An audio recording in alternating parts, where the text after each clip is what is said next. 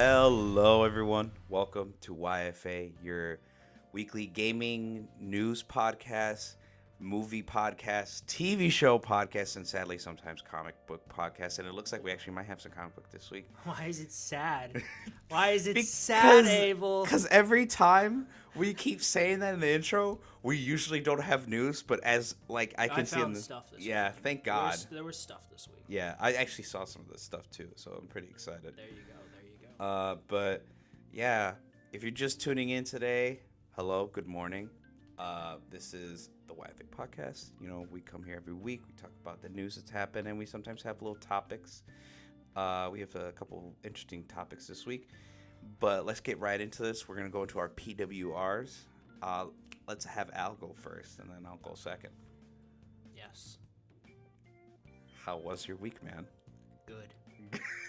All right, what are you gonna? All right, that's it. There you go. That's it, folks. All right, let's go. Yes. What have I done this week? Not sleep enough. That's what I have done. I felt that. But I most of my free time this week is, like most of us, working, Yep. doing other stuff. Mm-hmm. I guess you could call them extracurricular hobbies. Extracurricular activities. Yep. No, but and apartment hunting. That's, I'm sure anyone out there who's done it can relate. It is a bit of a grind. But I was playing Star Wars Jedi Survivor still, just like last week. I was able to finish the story last night, actually. I was able to get through it. Took me about, including the side quests I did, about 24 hours. I'd say I've done at least half of the side quests in the game, maybe a little more. But I had a really good time with the game. Technical issues aside, still there. I mentioned them last week. Same thing with the weird white light loading issue. Is an Unreal Engine thing.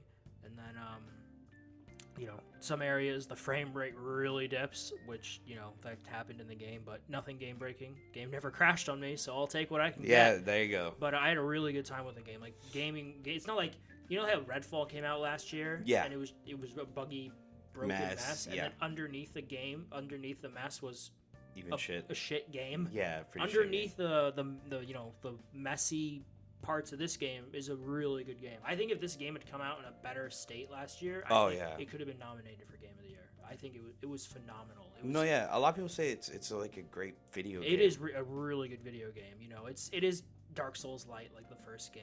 You have that familiarity with the combat. You have to time your dodges and your parries. Some enemy, the game, like any Souls-like, has a lot of optional boss fights, which are much harder than anything in the base game. Although one guy did rock my world a bit, but I won't tell you who it was. But it was Jesus. No. It was Jesus. You are correct. But there is a guy in the first game that looks a little like Jesus. But I think I know what you're talking about. Yeah. Yeah, I think probably.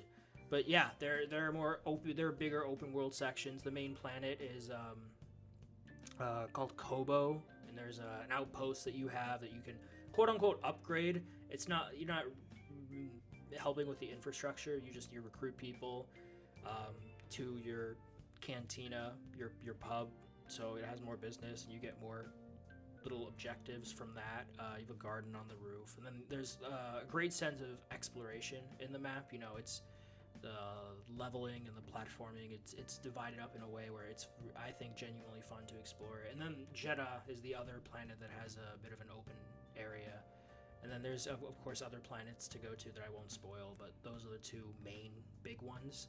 There are two sequences that happen in the game, both on which is like an old-timey Jedi, religious-based planet, that are phenomenal. Like, I was playing them, and I'm like, holy shit, this is amazing. I won't spoil the second one because it's very spoilery, story heavy wise, but the first one is less so.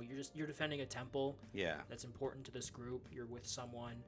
It's being attacked by an Imperial drill. It's like this giant squid machine with tentacles, and the way it moves and looks and operates.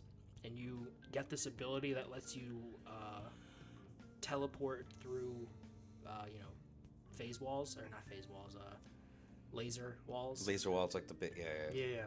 And there's this great sequence, this whole platforming section where you're phasing through them, you're double jumping, you're wall running, you're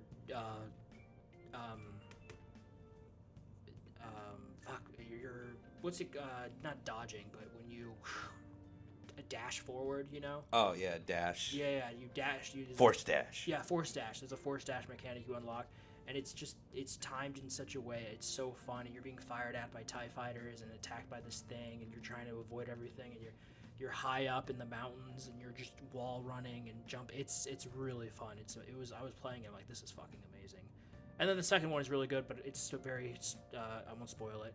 But yeah, no, I'm rambling, but I really had a good time with the game. I think I'm gonna platinum it. It's doable. I think it's a doable platinum, so I think I'm gonna platinum it, and I can mention that next time, whatever.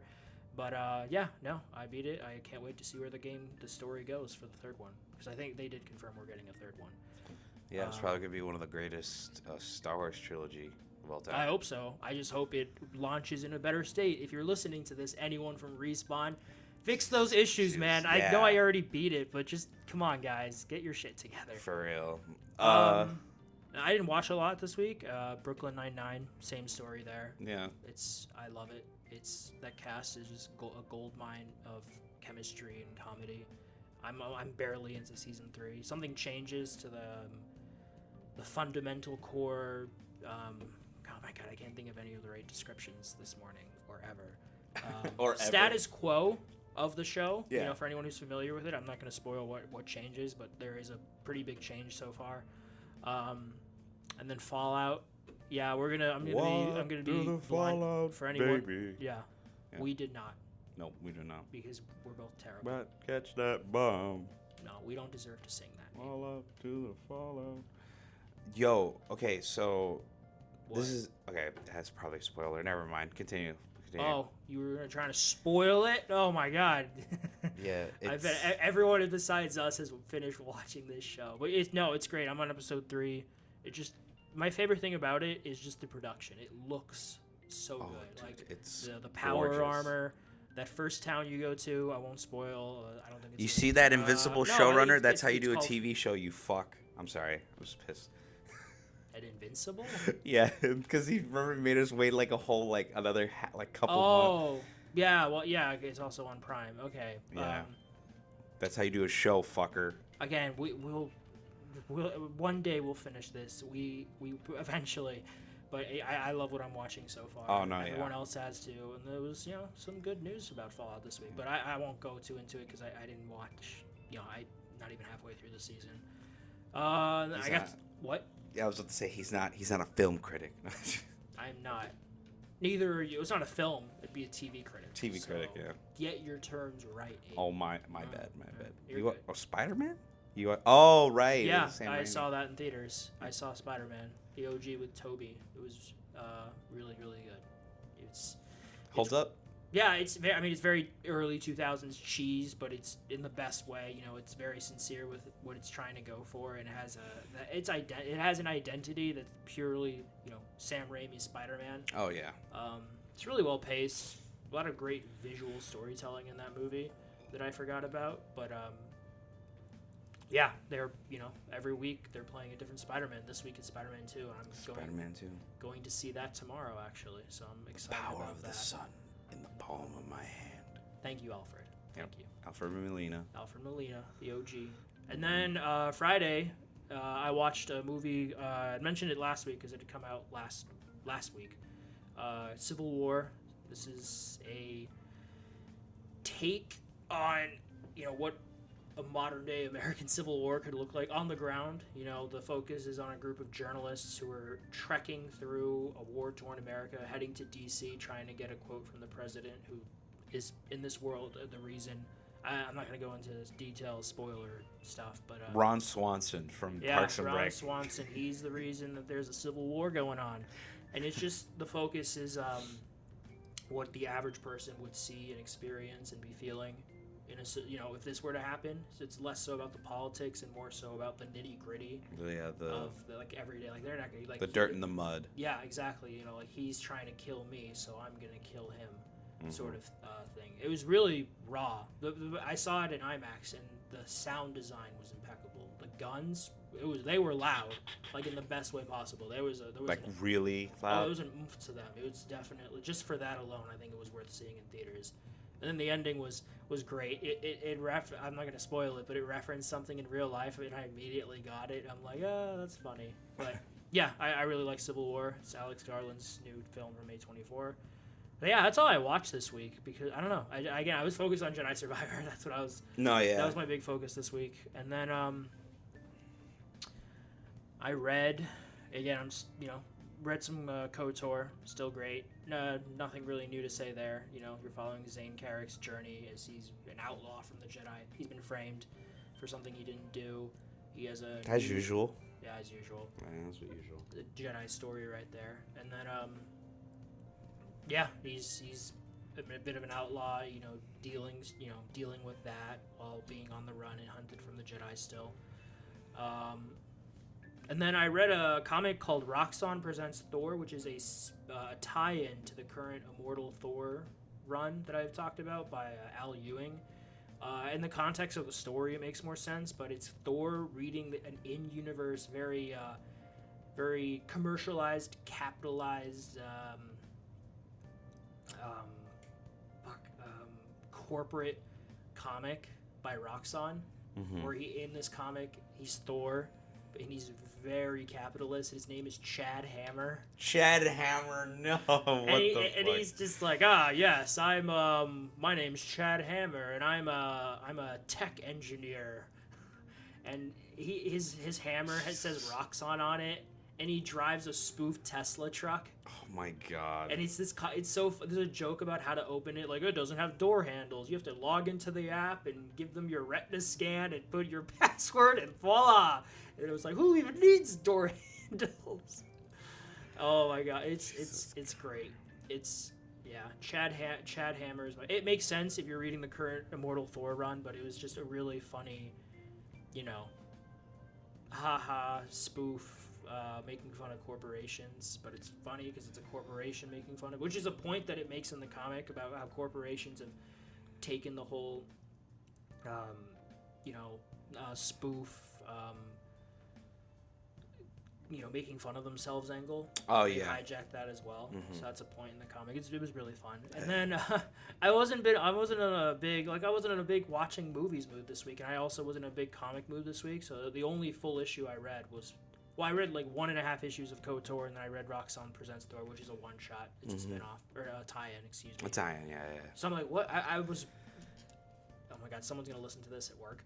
I was laxing at work. Laxing? Oh, yeah. And I'm like, what should I read? And I'm like, I'm not in a comic mood, and I'm like, I'm not going to start a full novel, because I don't know how I'm going to get away with that. Like, let me watch a graphic novel. What's a good halfway point? Yeah. Like Diary of a Wimpy Kid. There you go. So I read the first 7 of them. Yeah, that's funny. The first 7 books. I mean, they There's literally so many. take like an hour to get through. There's, I think, 17 of them now. Oh, Jesus Christ. But yeah, I mean, Greg Heffley's been in... I looked it up. The first book came out in 2007. Man, he's been in middle school for years. He's been in middle school since we were in elementary school. But hey, they're making bank still. No, that's why that's why I think his name is Jeff Kinney, the author. Jeff Kinney, yeah. Yeah, he keeps. How do you not get tired of the same story? What's not even the same story? Each one's like a different story. I mean, he does a good job of keeping it fresh with what happens to Greg throughout. Like he keeps being a manipulative piece of shit and using people for his own gain and being like, oh my god, this was me as a middle schooler.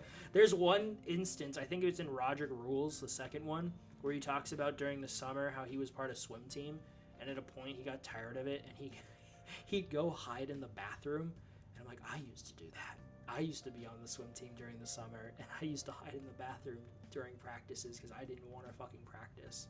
No, yeah, because sometimes I hated those coaches would be a little crazy. I mean, I did swimming for close to like 20 years, and I never had the luxury to try to hide in the locker room because guess who my dad was? The fucking coach. Yeah. Abel!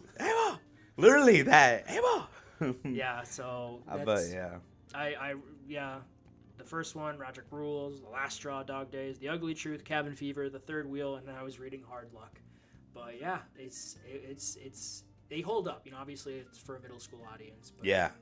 I was just curious how they held up, and they hold up pretty well. You know. So Oh, no, yeah. If you have a kid, No, yeah. this is a good book to get them. I'll Maybe be it'll like, make hey, them you be want- a bit self-reflective Yeah. before they realize it's too late.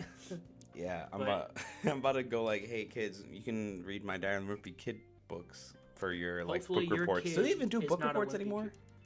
Maybe, I don't know. I don't know, man. We haven't been in school years. No, we have not. But Yeah. yeah, that was my I don't know, man. I was thinking about it. Just I don't know. I know we have PWRs, but like I feel like WPRs would sound better. I feel like we WPRs, should watch, we should play, ask- write, or reads.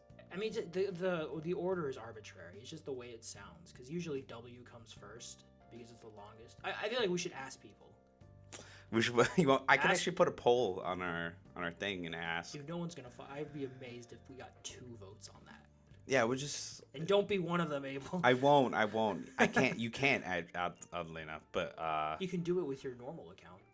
that's true. But yeah, I just want to. I'm gonna ask people. I don't know, man. It's just been irking me this whole time. This man, he's been losing his mind behind the scenes. I really folks. have. I don't know. It's just one of those things where aesthetically, I feel like WPR sounds better. WPRs. It sounds like a radio. Welcome to WPR. It sounds like a radio station, Yeah. right? It's a Fallout radio station. Welcome, to the Wastelanders. Fallout, baby. I Welcome was so to happy in the WPR. second episode. I'm spoiling it for you. I don't give a fuck. Is when they played, I set the World on fire. I was so happy when that's one of my favorite Yeah. songs. Dude, I'm not gonna lie. As soon as I watched the first episode, I just been in a Fallout craze. Yeah, I'm now. Again, if I'm able to platinum Jedi Survivor before, and I hear good things about it, I might start a new playthrough of Fallout 4. Yeah. For PS5. So, Yeah, I don't know what I'm gonna do for my new playthrough of Fallout 4.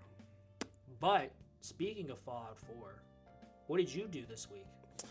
So the things that I did a lot of gaming this week. I didn't do a lot of like TV show or film watching. I mean, I watched one TV show, but that's because I had to catch up. But I did a lot of gaming. Now I played Overwatch 2's new season, season 10, with our new hero Venture, and I'm having a fucking blast playing them. They are. How is Venture? What's Venture like? You know the it's literally just a I believe she's wait, no, they're from I think they're from Peru. No, they're not from Peru. I think they're from Mexico. Basically, they're an archaeologist. Like So that Indiana Jones. pretty much, yeah. Or Sinestro. Or Sinestro. That's a fun fact, by the way. Sinestro's an archaeologist. He Yeah. was an archaeologist before becoming a Green Lantern. Yeah. But so Venture, she's like this, or they are. Sorry, I keep getting mixed up because I remember at first they said that it was a she, but then they changed it and they are they now, and I'm always getting confused. But anyways, or I might have remembered wrong. I can't remember. It's a little early for my brain, but Yeah, same. they I'm still are half asleep right now. so much fun, dude. It's a lot of like, cause Are they more their weapon- melee based or? yeah, they're melee based. They have what's called a drill, and they use that to dig around. So like you can press like L1 and you dig underground, and then if you press L2, you do what's called a drill dash. And the drill dash, like if you can use that while out of the ground. It let you like climb up really high, Okay, cool. and they move so fast. They have like We like fast here. yeah, Most of the time. they have like you know that character from Atlantis, the animated movie, Never heard of it. the mole dude. Never heard of it. You're fucking with me, you bastard. You yeah, know of course I love Atlantis. the Lost Empire. The Lost Empire. With Milo. Milo. Yeah, and Who voices Milo? I'm gonna look it up. Continue. oh, you'll be surprised who voices Milo. Me. It's like I voiced it, Milo. Atlantis. The Lost Empire. Hold on, we're having a small intermission. Oh. Yeah, Oh, yeah. I hear it now. Yeah. Mm-hmm. I'm gonna let you guys look it up, so now you can learn. Yep. Wait a minute. I was surprised too. Wait. Oh my God, King. Oh, Yeah. I hear it now. Leonard Nimoy was the king. Yep. Everyone else I'm not super familiar with. I'm looking through the little casting. Oh, James Garner. Okay, I digress. Continue. Oh yeah, sorry. So. No, you're good. My bad. So Venture is like that mole person, the person that does like all the digging. Yeah. Yeah, Like literally Mole that. Man. Because Yeah. there's a voice line that Venture has. They'll go like, tastes like dirt. Mm. And then stupid voice line. I can dig that. It's very high energy. Hey yo. Yeah, that made me want to punch you when you said it. Don't say it again. Dude, it's so they're so much fun. I'm enjoying it. That's good. I'm glad. Yeah, me and Good job, Blizzard. Good job, Blizzard. Yeah, For me once. and Taylor we're playing a lot of Overwatch right now. Especially comp. I'm having a lot more fun. We're getting a ton more wins now. Wins are more consistent than losses now. But yeah, that character is so much fun. And He's getting good, folks. getting good. And then I played more Helldivers. Obviously, a lot of shit happened this week. We had a few major orders. We were able to hold the line and take Martfark. That's literally the name of a planet, Martfark. It's almost like the animal, an aardvark. Aardvark, yeah. And then we were tasked with killing 2 billion bugs, and we completed it. I saw that. I saw an article about that. Yeah. Dude, yeah, we completed it within like 13 hours. Yeah. What'd you say? 2 days to do it, or? They gave us 3 days to do it, and I guess they didn't think we would get it that fast. That even like the in-game lore, the Ministry of Truth, said, "Hey, we're actually kind of surprised that Helldivers would be able to do this, but thanks anyways." And then we had another major order. Now we have to defend 10 different planets on 2 different fronts. It's the robots or the bugs. Part of that, or meat grinder. Dude, the war never ends. The war never ends. But yeah, that was fun. And then because it's in the mood, because it's in season, I played Fallout 4 and Fallout 76 for just a little bit, not too long. I need to play 76. Yeah, you need to play it. I know they just released Atlantic City DLC. Yeah. Well, it was a DLC for Fallout 3. Oh my god, the Pit. The Pit. Yeah, that's one. Yeah. That was Pit, a while ago. That was from Pittsburgh. Yeah. I actually wonder if they're ever going to do a game in Pittsburgh. No. That's such a cool All right, we have to guess right now. Where do you think the next game's going to be set? We have, the first 2 are on the West Coast. 3 is DC. New Vegas is. We need a city, and not to play favorites. I think Chicago. The Chicago would be great. That would be my vote, or either Florida or like New Orleans or something. Yeah, Florida. I would like Gators. The swamps, dude. That'd be insane. That would be. We live here. Like, what scenery would we get? We have the city, the skyline. We have the small neighborhoods. Ooh, wow, yeah, we're the only city in the country that has small neighborhoods. I mean, we can do like Springfield. I don't know. Well, you have like Lakeshore Drive, and then you have like the baseball stadiums, both of them. Wrigley Field was in Fallout 4. That's literally Diamond City. No, that's not. Not Wrigley Field. Fenway. You making me think Wrigley is here, of course, for the Cubs. Fenway Park. that was Boston. Yeah. That's where the Red Sox why not just have 2 stadiums? That would actually be an interesting like plot point. 2 different factions living in both. Yeah, that would be reminiscent of Cubs versus White Sox. White Sox, yeah. Oh man, I don't know. I love Chicago because I like Chicago. I'm just. And then like the Sears Tower, so cool. Dude, the Sears Tower. Wait, was the Sears Tower? Well, yeah, it's like 2077, right? When the bombs drop. Yeah, who cares? It's a fictionalized. So yeah, the Sears Tower could be like the base of like the Brotherhood of Steel.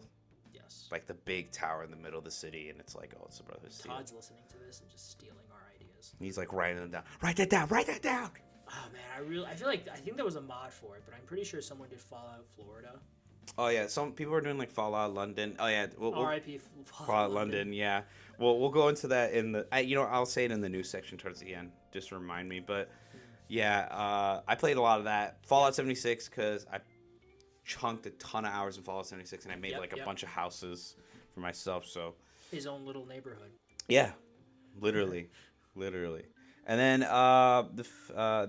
shows I watched were only one. I was supposed to watch Shogun and Fallout, but You didn't. I didn't. I fell apart. I fell asleep when I got home from work each day. He So fell to pieces, ladies and gentlemen. falling to Like the. pieces. Sorry. Oh, I know that song. Yeah. True. To pieces till I'm barely breathing. Who sings that? I don't know. I'm gonna be honest, but It sounds like Train, but I could be wrong about that. Okay, now I have to he's look looking it up. But the show I watched this week was Fairy Tale, the anime that I grew up on. Was The script. Okay. yeah, because I'm not gonna lie. One day I woke up. I'm like, oh my god, I remember where I last left off. Because beforehand I watched Fairy Tale on Netflix in high school, and I got up to the point where Natsu and Loxus fought and Natsu won, and I was like, okay, so where the hell am I, story wise? And I'm thinking, I'm like, I don't know. I'm like, okay, Where are you? I'm like, where Where are any of us? Where are you? And I'm so sorry. I'm sorry. But I basically was able to pinpoint where, because I remember after that parade, I continued on into basically this, like, I'm not calling it an arc, but that season, I don't know if it's a season, but that point in time in the show where Natsu was nominated for S rank and he had to go to like an island with his partner or whatever. He had to choose a partner to go with him to complete the trial. Gray asked, I forgot his name, but basically it's like this whole island not tournament, but like test thing to, what is it, like it's like an orientation for someone become an S rank, and if you fail, you don't become an S rank. You have to wait another year. Become an L rank. L rank. Loser. All right. Okay. But yeah, so I am excited because it feels like I'm continuing where I left off back in I started high school like 20 A long time ago. A long time ago. 2015, 2016 is when I'm continuing off. So yeah, a while ago. But Glad. yeah, but I didn't read anything this week. The only thing I read was like lore from Fallout, but that doesn't count. But yeah, that's all I had this week. Yeah, you had a lot more like Yeah, that's book only stuff. because it takes no time at all to get through those books. Books, yeah. That's why I got through 7 of them this week. Yeah, Jesus. Again, Bookworm. I wasn't. I don't know. I wasn't in the. I wasn't really in the mood. In the to read rude? it. I wasn't in the rude. I wasn't in the mood to read any comics. So what's a Okay, yeah. good halfway point? And that was it. You're like, yeah, there you At this point, I'm probably just gonna read all 17 of them. go. Because I think as a kid, I only got up to like the 3rd wheel. I think maybe. Okay. Because I'm not really recognizing stuff from Hard Luck. So. But yes. we have video game news this week. We have some do. juicy news. We do. We do. Yeah. What do you mean we do? What juicy news? The Invincible stuff. Oh yeah. Yeah. I was supposed to say you lead into that. Oh, my bad. He didn't read it. Yo, shit! I didn't Yeah. read the script. My bad. No, We there- have There is no Ubisoft. script. We have Monday. That's why we're professionals. We're professionals. Fucking Christ. But Monday, we have Ubisoft being the shit stains they are. I mean, the greatest company of all time. Totally not shit stain. They're a great company. Please sponsor us. Anyways, Ubisoft literally taking the poop, eating it, and stir frying it. So dramatic. Yeah. Yeah, I just put Ubisoft as poop. Yeah. Why are they that though, Abel? Because of the stupid gold, the legendary edition of fucking whatever the hell they're called editions for fucking Star Wars Outlaws. Yes. The different editions come with like cosmetic stuff as usual, but it also comes with It's a Java mission that's locked behind. I can't remember which version. I think the gold. the gold. Yes, the gold. Which the whole thing is $110. It's the only way you can play this specific Java mission.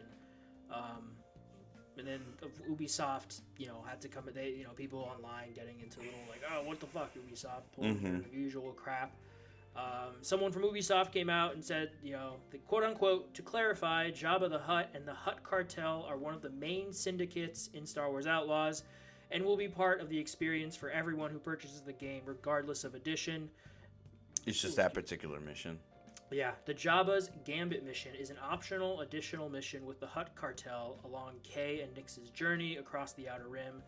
This mission will be available to those who purchase the season pass or an edition of the game, which includes the season pass. So it's this, you're not there.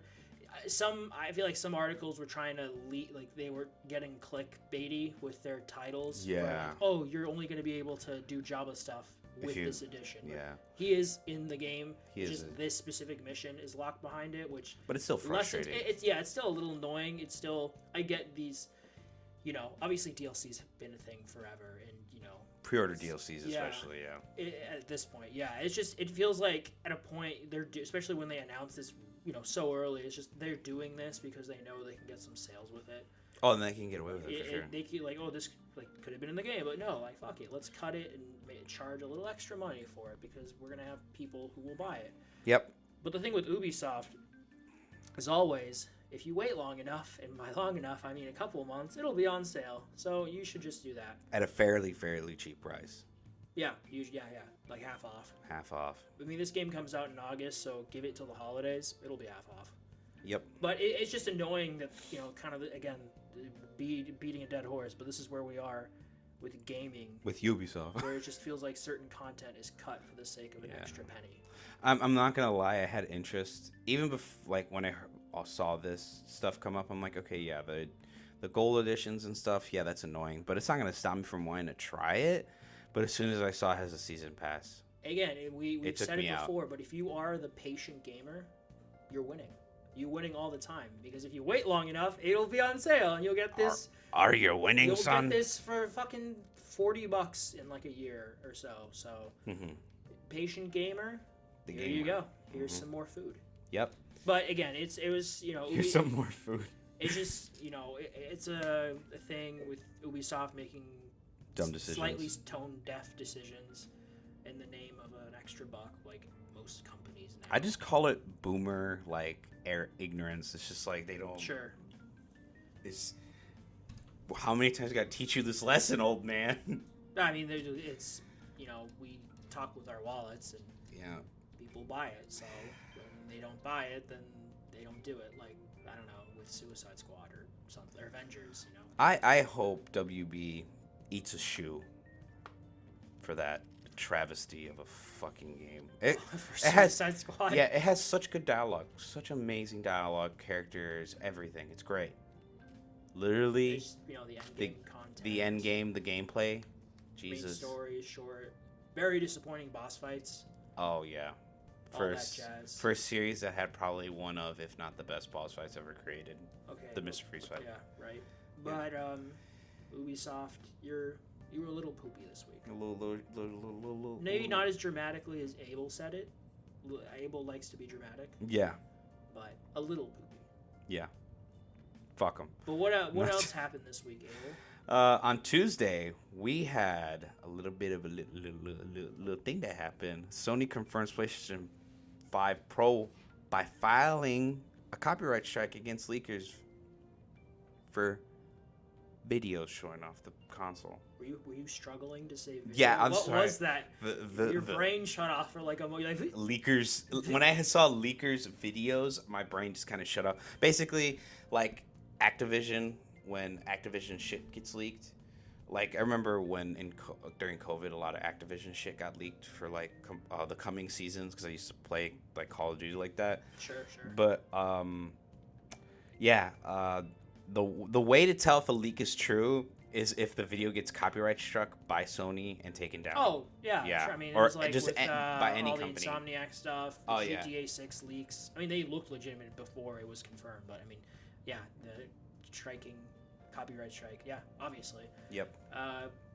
With the PS5 Pro, this has been heavily rumored to the point of basically being all but confirmed. But there was a video up against Moore's Law is Dead. I've never heard of them until now, but they had a video on the PS5 Pro leaks, but the video has now been removed from YouTube. From YouTube, because of the copyright strike. So I mean, yeah, it's the specs that we've seen online. We'll talk more about it when this thing is officially announced, maybe at the showcase this summer.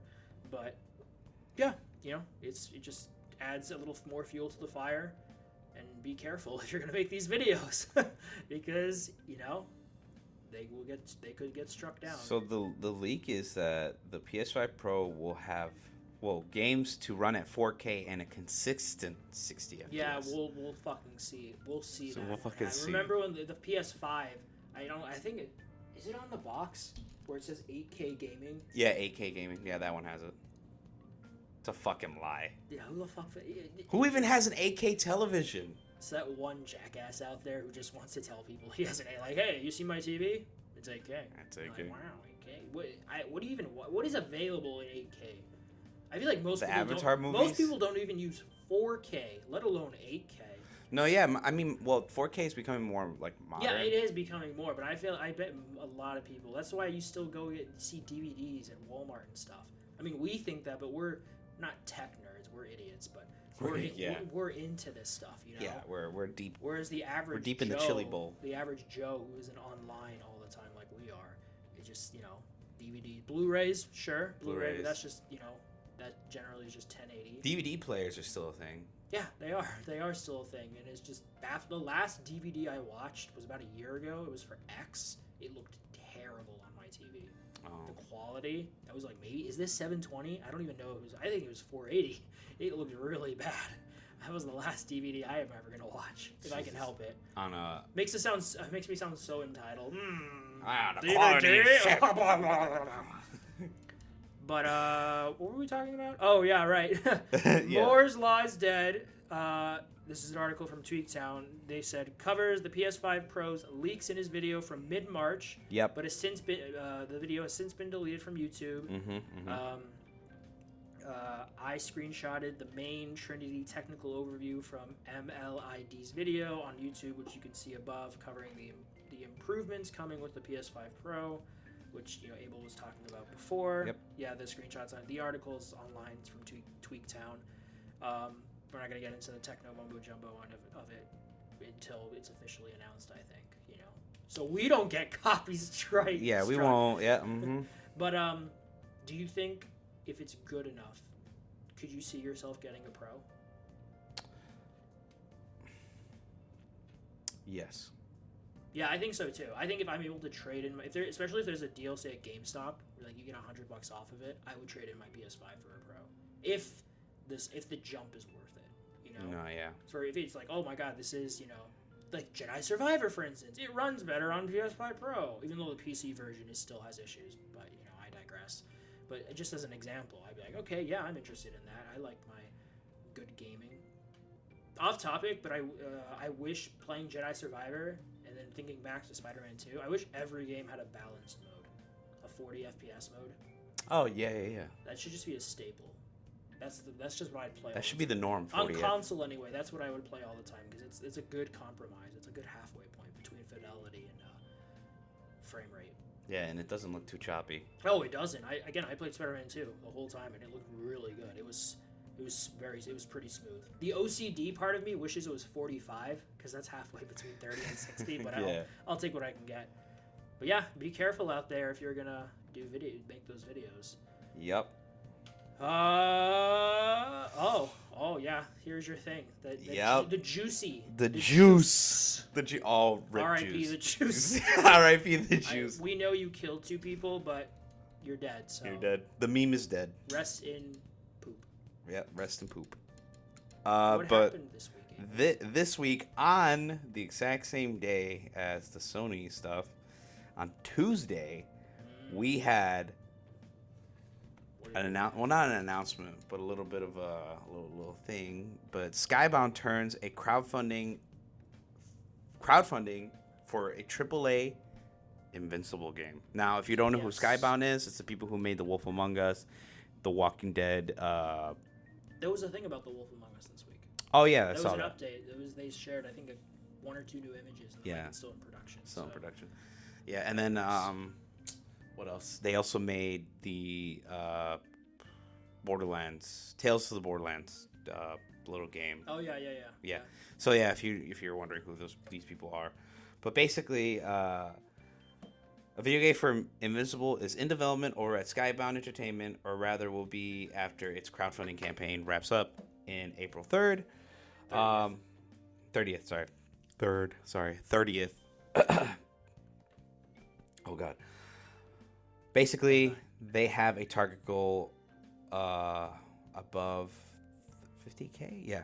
50. They had a target goal. They had a target They goal. had a target goal of 50K, and they already, at the time of this article, which was from Game Developer, Exploded. from the 15th, they had raised $446,200. Yep. Because People want Invincible. Yeah. Yeah. I hope it's a really good game. Obviously. It's probably gonna be. People are like debating on what it should be. It should be like a Dragon Ball, like not fighting game, but like a dragon. I don't know if you played like Budokai Tenkaichi. It's like no, but I've heard of it. Yeah, they're basically that's just like the Smash Brothers of fucking Dragon Ball. Like they don't care about frame data, nada. It's all just about like fucking shooting beams of power and like doing all kinds of crazy shit in the game. I do like doing crazy shit in games. Yeah, so what do you call it? The game that people are hoping it's like a mixture of that, like a fighting game, but also like a campaign. Like I don't know if you played Kakarot. It's like that open world Dragon Ball game. Yeah, people are like they should kind of do that. But I'm just curious the approach they would take with the story. Like, do you just recreate the events of the show, comic? I mean, what do you they do like the whole comic series in one game. That would be either a really shitty adaptation or a really long game. Yeah. Or they could do like the whole multiverse thing where it's like you can choose the mark you want to be. Sure. Yeah. But what else? This project will be developed by over 30 employees who've previously worked on at EA. Oh my God, I can't talk. At EA and Activision Blizzard. Mm-hmm. Thus far, the main selling point is that it'll be a first of its kind Invincible experience. Blah, blah, blah, blah, blah. As part of the pitch, the studio is promising it'll be a premium game with multiple expansions and multiplayer. Its release will enable future releases, expansions, new character arcs, and adventures for years to come. So I don't know what that means. It's PR talk. Yeah, they used crowdfunding. Of course. Mm-hmm. Yeah, crowdfunding. Of course, crowdfunding is popular right now, and they are doing well with the crowdfunding. So yeah, I guess we'll just have to wait and see what comes from this. Hopefully, they hire more developers. Right? Yeah. Yeah. 30 is, That seems like just for like if they're gonna do that, they're probably gonna do like a Telltale game. I mean, I'm sure. I think they could get more if they needed to. If anything, I think a Telltale's like the decision making and choosing all the dialogue. It wouldn't be that bad for Invincible, but at the same time, I think people would like to play as the superhero alien. Guy. Yeah, I'd be curious. To see the approach they end up taking with this game. Yeah. And if it's good. If it's good, yeah. Next up is the saddest part of this podcast. Each week, we see more and more. Yes, we do. It's kind layoffs. of just the norm now. Yep. Take-Two Entertainment layoffs. Al, you care to? Oh, sure. Yeah. Yep. This week, this comes from The Verge. The Verge. GTA 6, BioShock publisher Take-Two to lay off hundreds and cut projects. What else is new?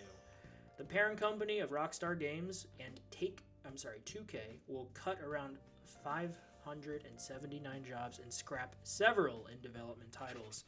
Take-Two Interactive, the gaming company behind franchises like GTA, NBA 2K, and BioShock, has announced cost-cutting measures that will lay off approximately 5%. It's funny, you see 500 and something, that's a lot, and then it's like 5%. Like, yeah. wow, they got a lot of people. Yeah, they do. It still sucks, but it's, that perspective. Of its global workforce and scrapped several projects already in development. The company said in an SEC filing published on Tuesday that it is streamlining its organized structure, which will eliminate headcount and reduce future hiring needs. Take-Two said it will incur charges of up to $200 million to enact its cost reduction program, which aims to save the company over $165 million per year. The downsizing efforts are expected to be largely complete by December 31st of this year. A 5% workforce reduction works out to around 579 out of the 11,580 employees that Take-Two disclosed in its latest impact report. The company hasn't specified which teams will be affected or which projects will be dropped. Imagine if it was GTA 6. I was about to say, I'm like, yeah, no. If they did, like, we don't like money anymore. Let's drop GTA 6. I mean, it got leaked and everything. But yeah, I'd be curious, like, what projects were dropped. You know, if it was Bully 2, BioShock 4. But I don't even care as much just because we're fucking faint. I'd be disappointed, but because we're getting Judas from Ken Levine, I'd be lessened by that blow just because like that's kind of it's BioShock. You look at it and like this is BioShock, and I want it because I want more BioShock, and also even if it's BioShock and everything but name, I'm cool with it. If this is what Ken wants to do, good for him. He's found his angle, his vertical with gaming. I think the one thing, this is still on topic, but I would like whenever they scrap ideas, they at least publicly say what those ideas were, so that at least the game community can know instead of just being like speculating. Oh my god! I'm sure something will come out from Jason Schreier. I swear to God, if one of those fucking games was a Bully 2 sequel or remake, I doubt it. Rockstar is fully on with GTA 6 right now. Hard. That's their everything right now because they know what that means. I mean, go to YouTube. I mean, how many fucking views does that? It broke the world record. Yeah. Oh my god, it's that game. That game is going to sell. Is going to be ridiculous when it comes out next year in terms of sales. Even more people will have Xboxes and PS5s. PlayStations. Yeah.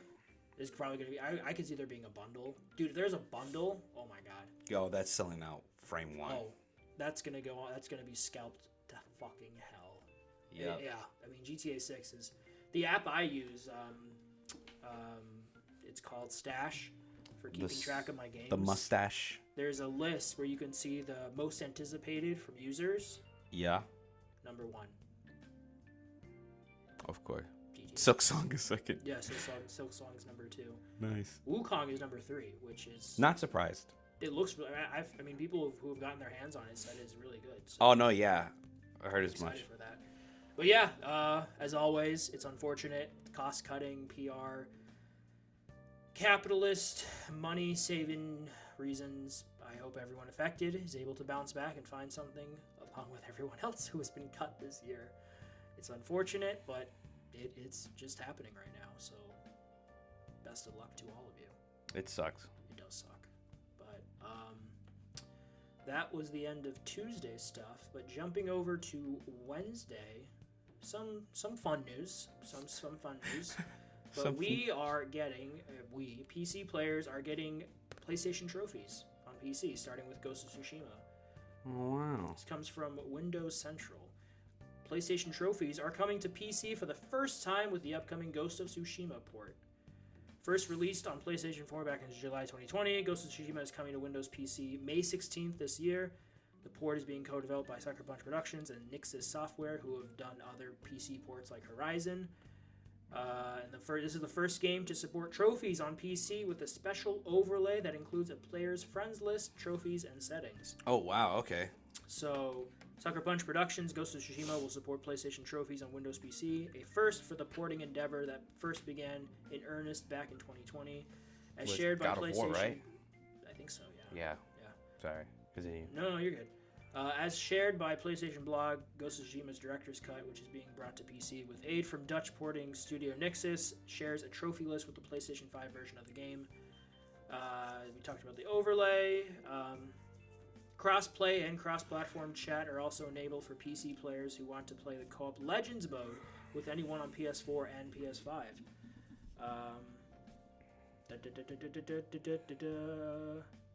As the list of PlayStation Studios games available on Windows PC is growing, the platform holder is investing more and more into allowing PC players to have a smooth experience alongside their friends on console through cross-play, cross-platform chat, and other now shared trophies. I'm just trying to look through. There's nothing here about if other games are gonna get trophy support. Like if anything that's on there right now, get trophies. There's nothing in this article about that. So damn. We'll see. I guess in the future. I'll wait and see. But it's coming. it's coming for Ghost of Tsushima, so trophies. Ghost of Tsushima. One of my 26 platinums. Yep. It's one of my 5 I have platinum, I think. I'm gonna get 27 by next week. I'm gonna platinum Jedi Survivor. He says that, folks. I'm gonna do it. It's a fucking doable platinum. It's not hard. There's a couple of them that could be a little grindy, but there's nothing. There's no. Sometimes you look at trophies and you're like, how the fuck am I supposed to do this crap? You know. But it's a single player experience. But yeah, cool, awesome. Another reason to get Ghost on PC if you're into trophies, like I am. But crazy bastard. Yeah. What's next, Abel? What's next is Sea of Thieves. Sales past 40 million players ahead of PlayStation. 4 million would be off Vietnam. Yeah. 40 million players ahead of PS5 launch because everyone is hyped about Pirates, and so am I. I'm actually considering possibly buying it. I'm gonna see, but it's developed by Rare. You know, everyone knows Rare. Well, actually, a lot of the older heads know who Rare is. If you don't know who Rare is, they made a lot of the old platformer games back in the day. Conker's Bad Fur Day. Wait, no, was it Conker? Rare made Conkers, right? I think so. Yeah, Conker's Bad Fur Day. Banjo-Kazooie? Yeah, Banjo-Kazooie. Yeah, they did Banjo-Kazooie. Yeah, all those old games that you probably don't know. But yeah, ahead of its launch, there was like a little bit of a, what do you call it? If you pre-ordered, there's like this weekend you could have played. I think it already passed. But it was a little beta. Yeah, a little beta, but alpha. Yeah, alpha. Yeah, it's looking to be pretty nice. I heard a lot of good things. I mean, Sea of Thieves at launch was barren, but obviously as they updated the game and more and more content, content. Pirates crossover. Pirates Caribbean. They had a Monkey Island one. Which makes perfect sense. Yeah, makes. But 100% perfect sense. But yeah, this is also before it comes to PlayStation 5. This is just normal players. Oh no, yeah, this is 40 million players since 2018. This is from IGN though. In a blog post, executive producer Joe Neat said that Sea of Thieves' 40 million player milestone comes from users across Xbox, Windows 10, and Steam. Mm-hmm. Since launching on Xbox One and PC 6 years ago, Rare has released over 100 free updates. Yep. Season 12 launches soon and brings with it new additions like throwing knives and the Bone Collar. Sea of Thieves launches on PS5 on April 30th, with the Premium Edition offering 5 days of early access from April 25th. Progress and items transfer from the Xbox version to the PS5 version. That's cool. There are PlayStation-only servers with the ability to disable crossplay. That's cool. Yeah. I'd rather not get bullied by PCs when I'm playing this game. I hope you get bullied by PCs. It's so funny. They just break into your, regardless. They just hack your game, specifically you. Mm-hmm.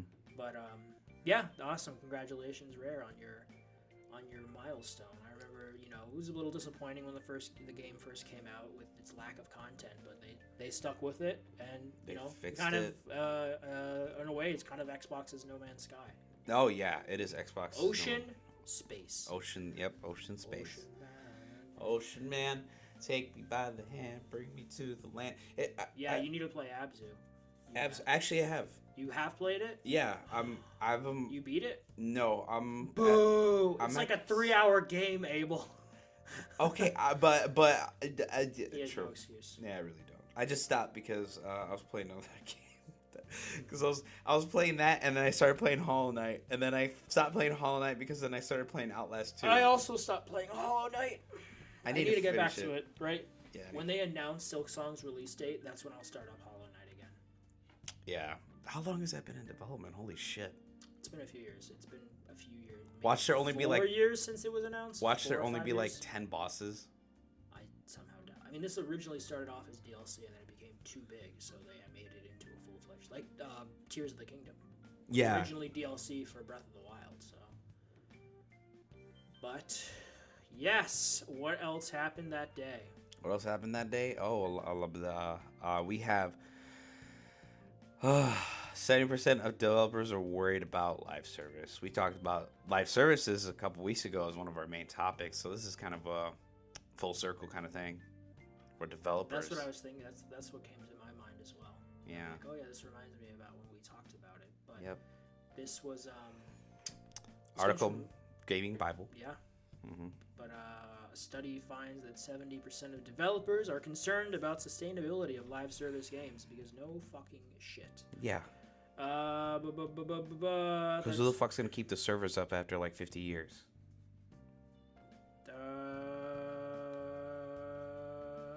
Here's the new stuff. It was just his opinion at first. We do not look over these. If you couldn't tell, we should. We need to look over this before just we start highlights. talking Abel. Yeah. We're gonna start doing that. We're learning, people. Be Young, patient yeah. with us. What about Young, yeah?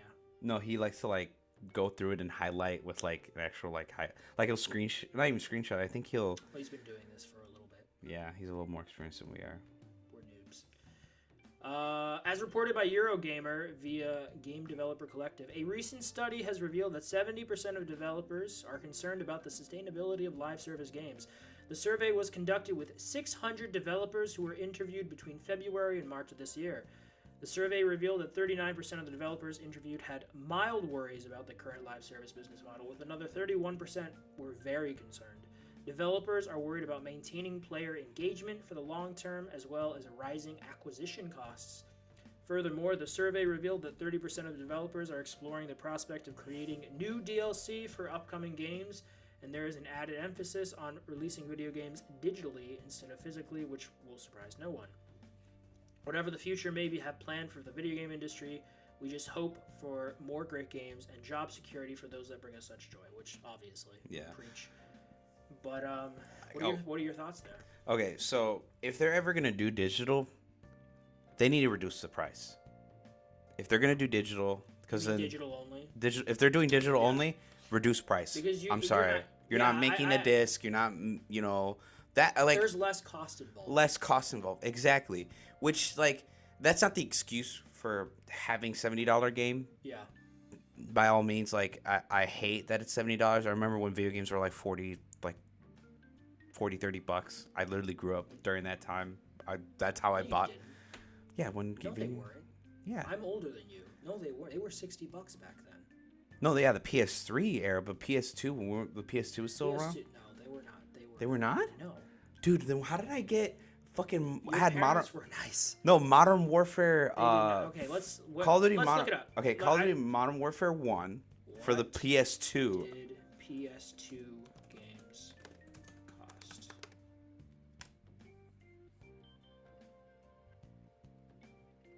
What was it? 50. Okay, $50 was the norm. Sony pretty much went to a $50 regular non-collector's edition pricing for all gamers. For all games, a year or two into the PS1's lifespan, and held it through the PS2 era. So $50. $50. Okay, either way. Okay, but $50 back then is equivalent to like how much money now? You know? Yeah, but like 70 just seems so high. It's like almost borderlining on like close to $100 because you got to think about taxes. Still $30 away. Yeah. That's why you wait a little bit. If you wait a little bit, things go on sale pretty. Like I want to play Alan Wake 2. That came out not too long ago. It's already on sale for like. I have Alan Wake the first game remastered. I should play that. But anyways, like if they're gonna do all digital, reduce price. Yeah. 60 I or agree. even. I think everyone agrees with that. I mean, again, like we said, there's no cost. You're not manufacturing. You just upload a file. There's no distribution costs. None of that crap. No, I think the only distribution cost would be like the different stores. But with live service sustainability, I mean, obviously, people only have so much time. And there's like, who's gonna keep the servers up? Like in like 50 years, like if some dude goes like, I want to go play. I mean, the servers will get shut down eventually. But yeah, that's exactly my point. Like, do you? But not everyone can be you, Abel. You played 4 live service games this week. Yeah. At least Overwatch. You didn't even play Destiny, which is your bread and butter. Oh shit! No, wait. You know what? I did. He did play Destiny. I did. I just played a shit ton that I fired. 5 games. Yeah. This week, ladies. Dude, I played so much Destiny. I kind of like. I put it in the back of my mind. I'd be curious to know if there's any surveys out there, studies, statistics, whatever, about how many people who are like you are really play a lot of live. You play mostly live service stuff. Play like how many games they get into. Like how many are you into? I mean, you really get into stuff like Deep Rock Galactic. You were really into a year ago. That's yeah, which is more. That's kind of live service. Yeah, it's kind of live service, but you can play offline. I mean, yeah, I mean, you can play off. Can you play offline? I'm trying to look at these games. Fallout 76, you can play offline. No, you have to Can't? play. Nope, you have to play online. What? Yeah. No, you can play alone. Yeah, in a private server, if you have the subscription. Can you play offline? No, you need a server. You need to be connected to the internet. What? Yeah, Fallout 76, you need to be connected to the internet. Even to play by yourself. That's bullshit. That's the funny thing is. Well, I haven't played All my 76, single player so games. Shows what I know. All my single player games have like hundreds, if not close to 1,000, like not even thousands, but just a lot of hours on my single player games. But the live service games have thousands of hours. Yeah, they're the reason why. As much as it sounds like, oh my god, he's being a hypocrite, it's more like they are just so mind-numbingly like, I just go through a task list and boom, I get it all done and I clock out. It's like it's not like a job. I don't feel like it's a job. I actually enjoy like doing shit, like having like a task list and just doing it, having fun playing the game. I hope you enjoy it. Yeah, shit. Fucking masochist. Yeah, no. Oh, I hate this. No, yeah, I love Helldivers. You clock in, you got a mission to do, and you got a whole operation, 3 missions, and each mission's like close to 30 to 45 minutes. And then Destiny, it's like I got my daily stuff to do, or I got like a goal I have set in mind. Like I want to make a build with this character, and I need to figure out what weapons best suit with this character. And then like Overwatch, I want to get higher in the ranks and possibly buy a couple cosmetics. Because maybe in like 5 years, servers shut down. Okay, that's money. All your stuff is gone. All my stuff is gone, but that's money that like was in the past. Like there's something I could do. I haven't. At a point, you have to think about it more so in terms of time enjoyment. Like you pay I enjoyed money it. Yeah. To spend that time doing stuff, and even if you're not completely owning it, which sucks on one hand, obviously, but it's kind of with these games, they're not going to last forever. Yeah. Even single player. I mean, technology degrades, man. There's I was listening to an interview on NPR. I can't remember I'm so bad with names. I really need to get better with names. But they're this group that are trying to be kind of the Criterion collection of video games, where they're trying hard to preserve older games, which is harder to do because of the digital. Not the digital. Oh. What? No, because some games are just stuck on older machines that you can't find. The technology's obsolete. Yeah. Yeah, it's just they're lost to time. Movies, it's more straightforward because a player is a player.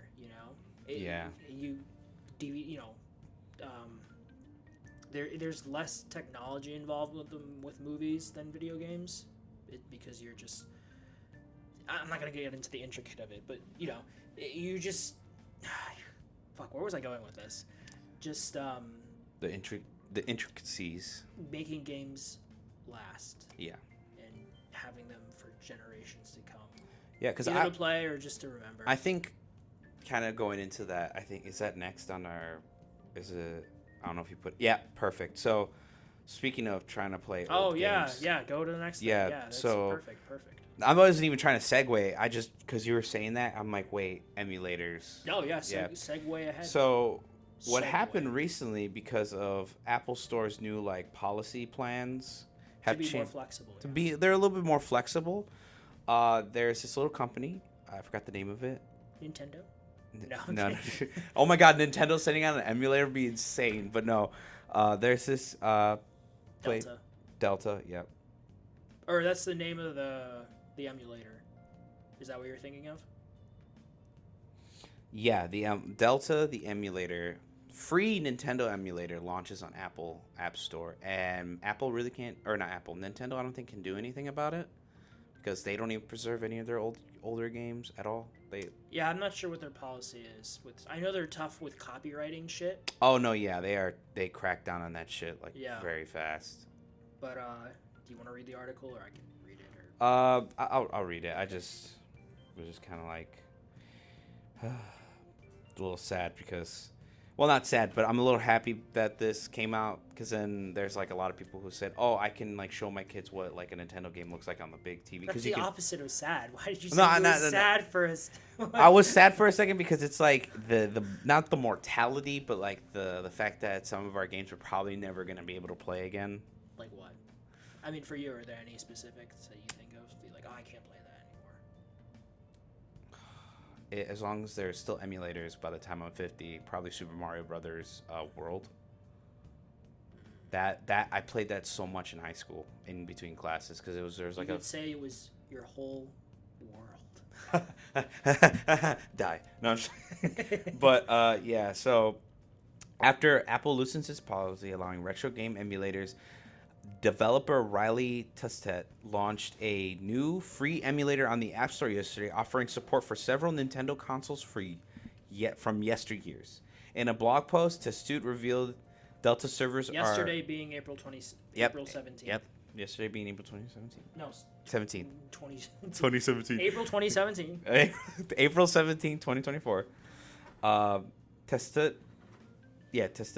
revealed Delta servers are as a successor to the GBA4 iOS, providing support for not just Game Boy games, but NES games, Sega Genesis, SNES, N64, and even a Nintendo DS, some Nintendo DS games. More interestingly, Tustet teased that it would support more emulators on the App Store, listing but not specifying which emulator. Hopefully they do a PSP emulator. Yeah. I would like to see God of cool. War on a fucking iPhone 15. Fucking. Do you not have your PSP? I don't know if could you play those God of War? Could you play off topic? Could you plug this in? My laptop's about to. Oh yeah, my bad. No, you're good, man. Thanks. But were those? Sorry. Were those? That was him farting, ladies and gentlemen. No, it wasn't. It's the chair. It's the chair. I swear. Yeah, blame the chair. It can't defend itself. God damn it! Wait. I'm struggling. Wait. Okay. So.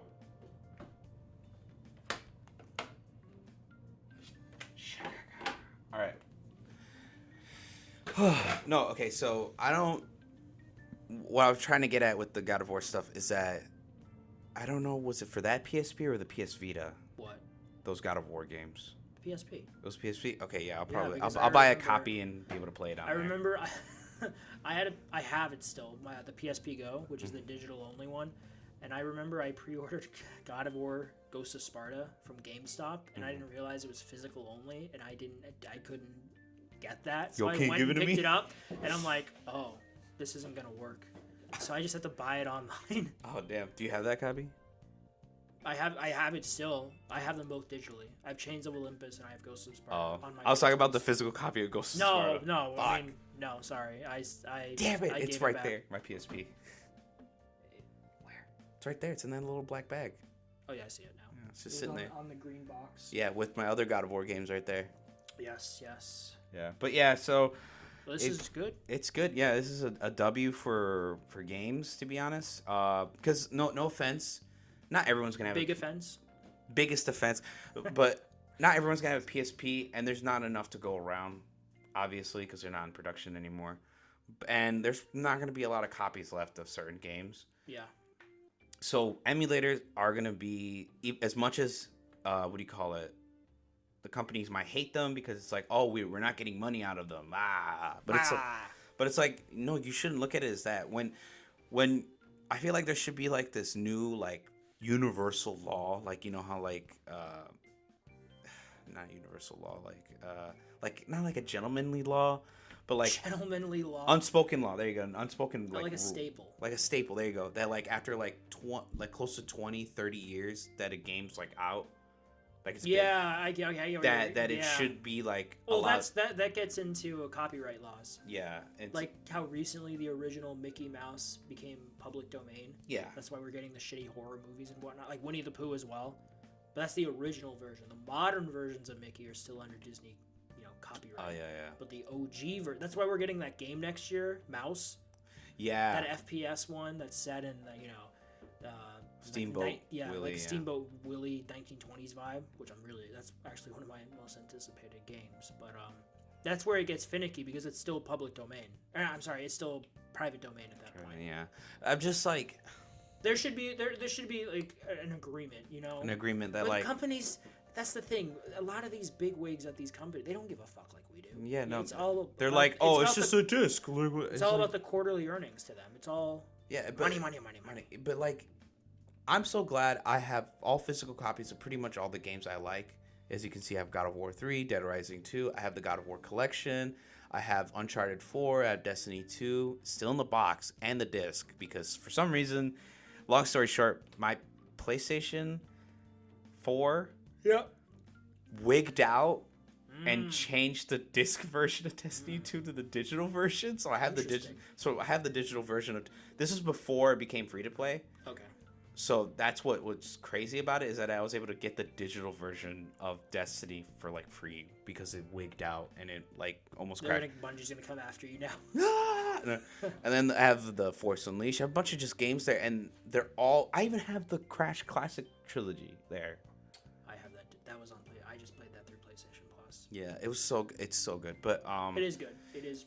I played all 4 games. But like I said, like in like 30, maybe 20 years, maybe no, not even 30. Let's say 15, because I'm not gonna lie. Like, how old? When did Bloodborne come out? 2015. 2015. So in like 2030, like I wouldn't even mind seeing that on the emulator, because it's been 15 years. Like with movies and like all the animation, like that makes sense for having a long copyright. But this is a video game. It's usually it's a physical file. It's gonna go poof in like years. So maybe like even less, maybe like 10 years, because like holy shit. Maybe not live service games. Live service games don't emulate, because that's just gonna. There's all kinds of big wig shit. Like someone's trying to emulate actually Destiny 1, really? And Bungie hasn't attacked them. Hasn't said anything yet. They come to their house with a baseball bat. No, it's just a fucking baseball. You want to make an emulator? Let them break kneecaps. But emulate this, motherfucker. Emulate this. But no, yeah, they're trying to emulate it for people to use on like the PS3 emulator. Okay. It's kind of a little wonky, but it's working. Okay. Actually, no, it's on PS3. It's a PS4 emulator, but it's a little sketch because one, it's a servers made by the devs, and they don't know how many people are interested in Destiny 1. But yeah, at least one person, the guy who's emulating it. Yeah, he's just doing it for himself. Yeah, probably. Like Tarantino's approach with making movies. He just makes them for himself. Pretty much. He said as much. Oh, he has. He's like, I make this for me, and everyone else is invited. But like, I make these for me. He said that whenever if he sees one of his movies on TV or something, he'll stop and he'll watch it. And he's like, this is good shit. This is good shit. I made it. I digress, but I know where you're going with it. Yeah, hopefully, it's falling on deaf ears, but it's just more like I'm just. No, I get where you're going with it. I think it just becomes a very wonky line. Yeah. To balance over. Johnny Cash's "Walk the Line." Yeah, right. Walk the line. Yeah. No, because again, those copyright laws are just very not frugal. Very finicky in this country, and then companies, they have their IPs and they maybe want to do something with them, or they just like owning the IP, or they don't give a fuck like we do about people actually getting their hands on these older games because they're not as passionate. I'm not saying all of them, I'm just saying a lot of them are just businessmen. You know, the people who would make these decisions. I'm a businessman in a businessman. I don't know. I can't remember the line for that song. I don't know. Is it a Kanye song or Jay-Z? I can't remember. Anyways, let's continue on with the last thing, which was the what was I gonna say? I said I was gonna say it towards the end of the video game news. Towards the end or at the end? At the end of the video game news section. Well, we're not at the end of it. Oh shit, yo, I'm blind, folks. I'm sorry. Kingdom Come Deliverance 2 has been announced. Yes, it has. And will be twice as big as the original, a behemoth of a game, they say. Warhorse Studios has officially announced Kingdom Come Deliverance 2, the sequel to its most popular RPG set in the medieval Bohemian Rhapsody. Bohemian Rhapsody. Warhorse Studios fully unveiled the sequel at a private event last week, confirming, among other things, that it will be twice as large as the original, touting it as a behemoth of a game. Arnold in his prime. Firepower. No, you ever see that picture? It's on the set of Conan. I think Conan the Destroyer, where he's standing next to Wilt Chamberlain and Andre the Giant. Oh, and he looks so fucking tiny compared to them. Small man. Small man. But yeah. Have you played the first one? No, but I've heard of it. I want to. Not the PS. I'm pretty sure the PS4 version is locked at 30.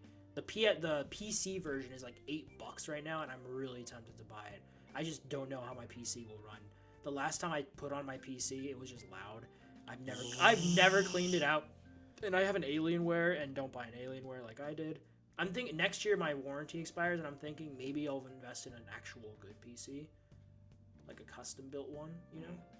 But I digress. But yeah, that's awesome. They announced this a while ago that they wanted to do more Kingdom Come, but it's nice to have it officially be official. Because I know people who have played it really enjoyed it.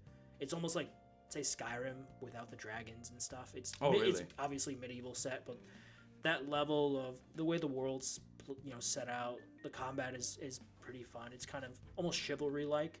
Oh, okay. I see. Yeah. And then just it's an RPG. Again, obviously it's an RPG set in medieval times, and RPG. People really enjoyed it. I haven't played it. I want to. I might play it soon. I don't know, but it's awesome. Yeah, so much of PR talking here. Oh shit, my thing unplugged. Oh yeah, much of PR talk. The big thing is that we'll learn more about it throughout the year. It's supposed to come out this year, actually. Really? There's more there's more detail. If IGN has an article about it. There's videos on YouTube. But the big thing is it's supposed to come out this year. So let's go. That's awesome. But yeah, awesome. Very happy for fans. Yeah, these screenshots look great. Yeah, no, I watched the trailer. It looks really good. Again, I really want to play the first one now. So yeah, I'm a little enticed. I like medieval stuff. I love I am all about medieval stuff. Knights, kingdoms. That's why I was all about chivalry last year for about 2 months, because I love medieval stuff. So yeah. Oh. Well, yeah. What's that last thing you wanted to talk about? Wait. I genuinely forgot. I know you said to remind you about something. Fuck. Yeah, I forgot to. God damn it. Well, I'm probably going to hear it back in the replay when I re-listen to the podcast. Probably. And you're like, oh, fuck, that was what it was. I genuinely don't remember what it was. Besides playing the 4 games I played, which is Overwatch, Helldivers 2, Fallout, Fortnite. You played? I played Destiny, but that's about it, yeah. Oh, and then I already talked about the reveal for the Destiny stuff, right? Yeah, I already did last week. That's about it. I mean, that's pretty much. If I remember, I'm gonna shoot myself. But anyways, I'm gonna hold you to that. Yeah, he's gonna hold me to that. No, he's gonna bring the gun himself. He's like, here, 45. Just be really not even an AR-15. Yeah, just the AR. Fucking. Oh man. But that, I guess right now, that is the video game news. That's the video game news that we surprisingly saw nothing on Friday or yesterday. Nothing I saw anyway. Nothing big. Yeah, nothing crazy. Nothing worth reporting about. Yep. But we do have some movie news. We do have some movie news, starting with Monday. We got some Sonic stuff. We now know that Keanu, the man himself, is going to be Shadow in Sonic 3 this year. I need a gun. Lots of guns. What's Shadow? I am a hedge. I was trying to do the I'm an FBI agent line from Point Blank. Oh yeah. I'm trying to think of something that rhymes. I am a black and white hedgehog. Never mind, it's so stupid. Yeah. But this comes from the Hollywood Reporter. Look at that man. I know. He is breathtaking. Keanu Reeves is speeding along to another franchise, with the John Wick star heading to Sonic the Hedgehog 3. He will be voicing the popular character named Shadow, multiple sources tell The Hollywood Reporter. The news comes on the heels of a jam-packed CinemaCon, presentation from Paramount last week when the studio debuted first footage for Sonic 3.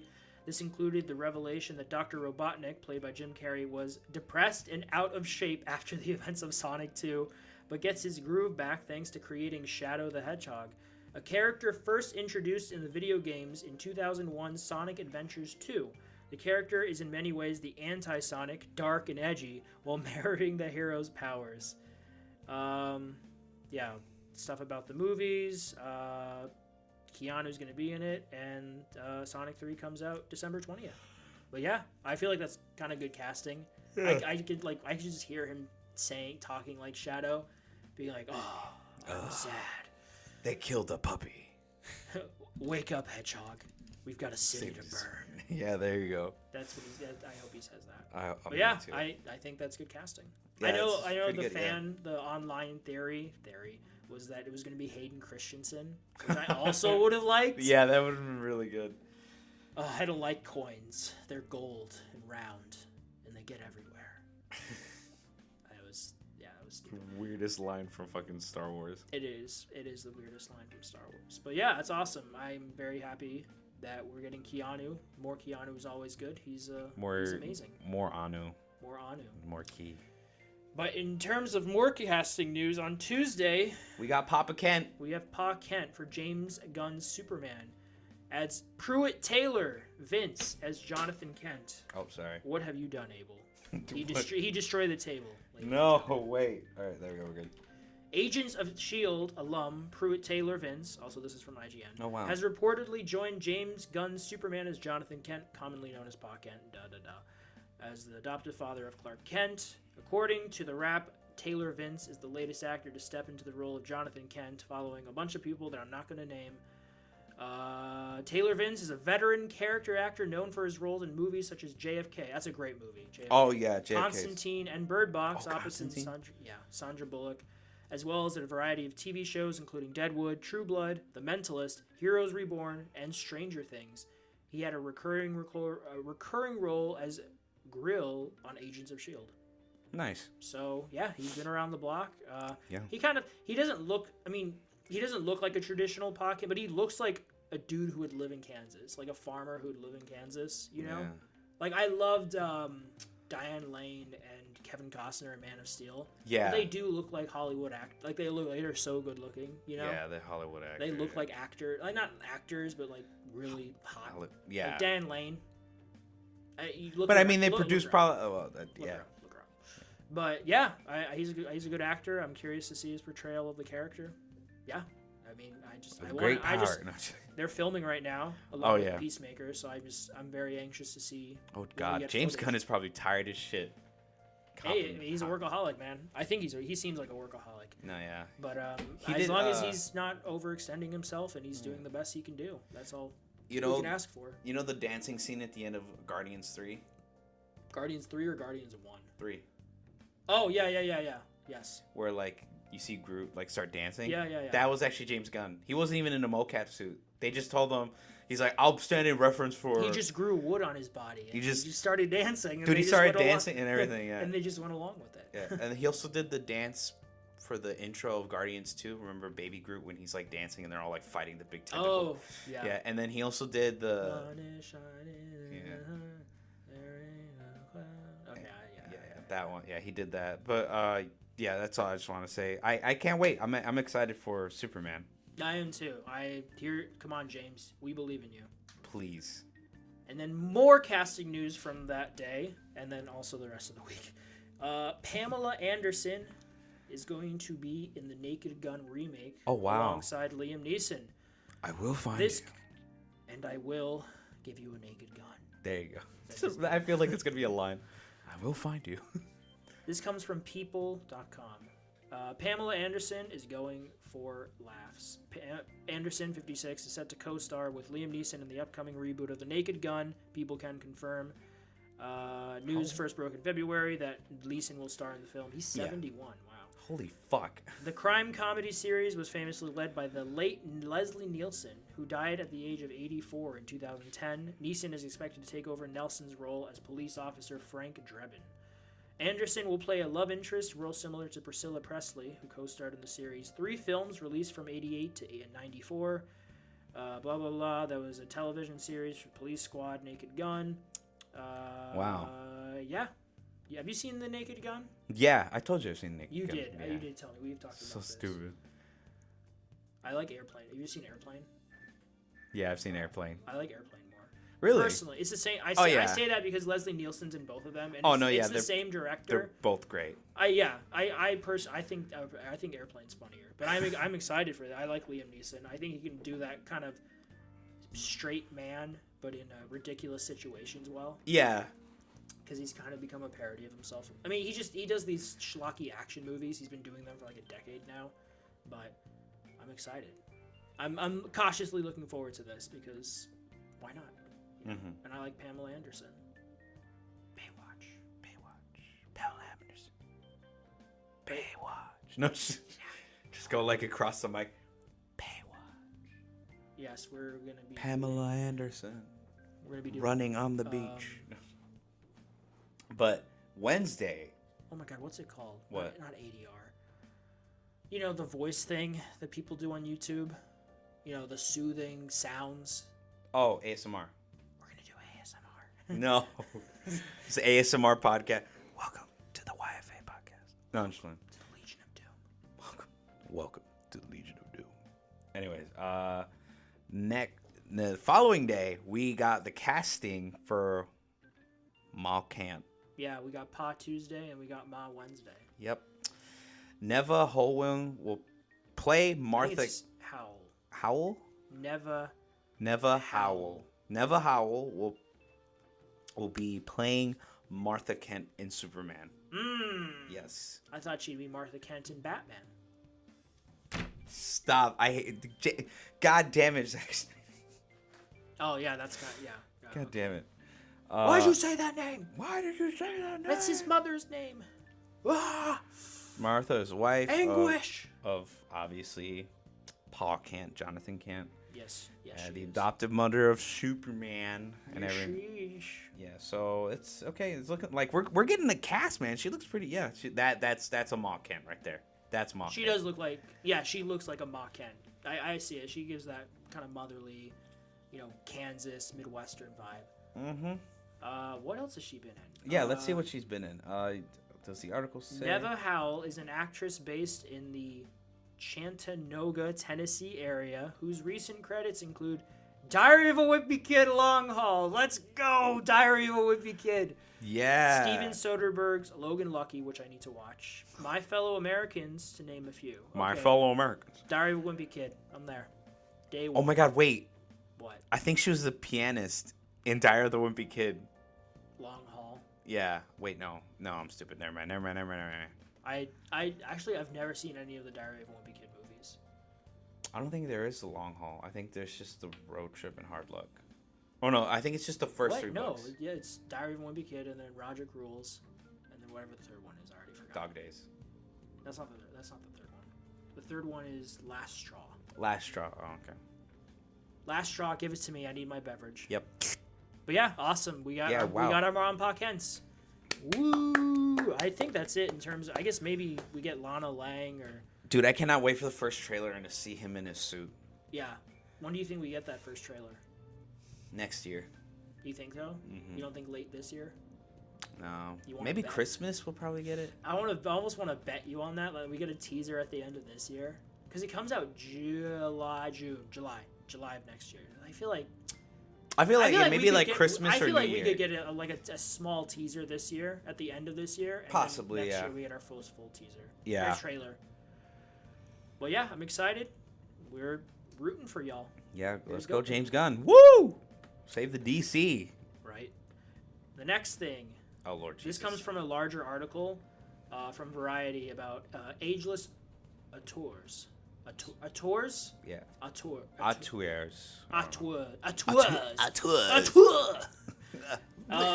One of them being Martin Scorsese, who is eyeing a Frank Sinatra biopic with Leonardo DiCaprio, because who the fuck else would play him? Because Leo is just in all of his movies now. All of his And Jennifer Lawrence.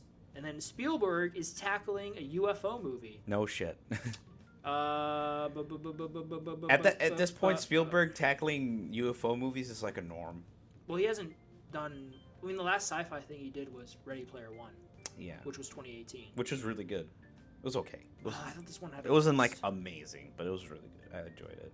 Yeah, I liked it. But yeah, Frank's... what's his fucking face? Martin Scorsese is eyeing a biopic about Frank Sinatra with Leonardo DiCaprio playing him, because, of course, who else would Martin Scorsese cast? And Jennifer Lawrence playing his wife, Frank Sinatra's wife. Oh my god, I didn't read through this article. There's a bunch of stuff about them. He's a professional, folks. I am a professional. But yeah, I don't know. We'll see how that goes. Because he's supposed to do another project based upon a book that was written by the same guy that did Killers of the Flower Moon, but Scorsese recently talked about how, because he's an older gentleman now, it's more taxing on him to do these more intense projects, so he needed a co-director for a lot of Killers of the Flower Moon. So something like this would probably be easier because there's less location shooting, less action, obviously. Yeah, he'll probably just have like a set, if anything. Yeah. And then I'm just reading through now, but also on the horizon is a Scorsese collaboration with Steven Spielberg on a Cape Fear TV series for Apple TV. The two legends will serve as executive producers, for the project based on the 1991 and 1962 Universal movies that Scorsese directed, the 1991 one, with Robert De Niro. Oh my God, where's the other thing I wanted to talk about briefly? His name is Dick. Spielberg. Wait, no. Robert, never mind. Spielberg is staying busy. We're talking about Ridley Scott, but he has Gladiator 2 about to come out. He will likely make his next project a UFO film based on his own original idea. David Koepp is writing the screenplay, sources say. That's it? That's all you're going to say about Spielberg? Yep. Fuck, I should have read over this Variety article. Wow, he's unprofessional. Okay, the takeaway is Scorsese was going to do a fucking biopic about Frank Sinatra, and Spielberg's going to do a UFO movie, which... And then they're both going to do a project at the same time. Yes, there you go. There you go. And then Clint Eastwood is wrapping on his movie Juror Number 2, he's 93. So he's still doing stuff, so that's crazy.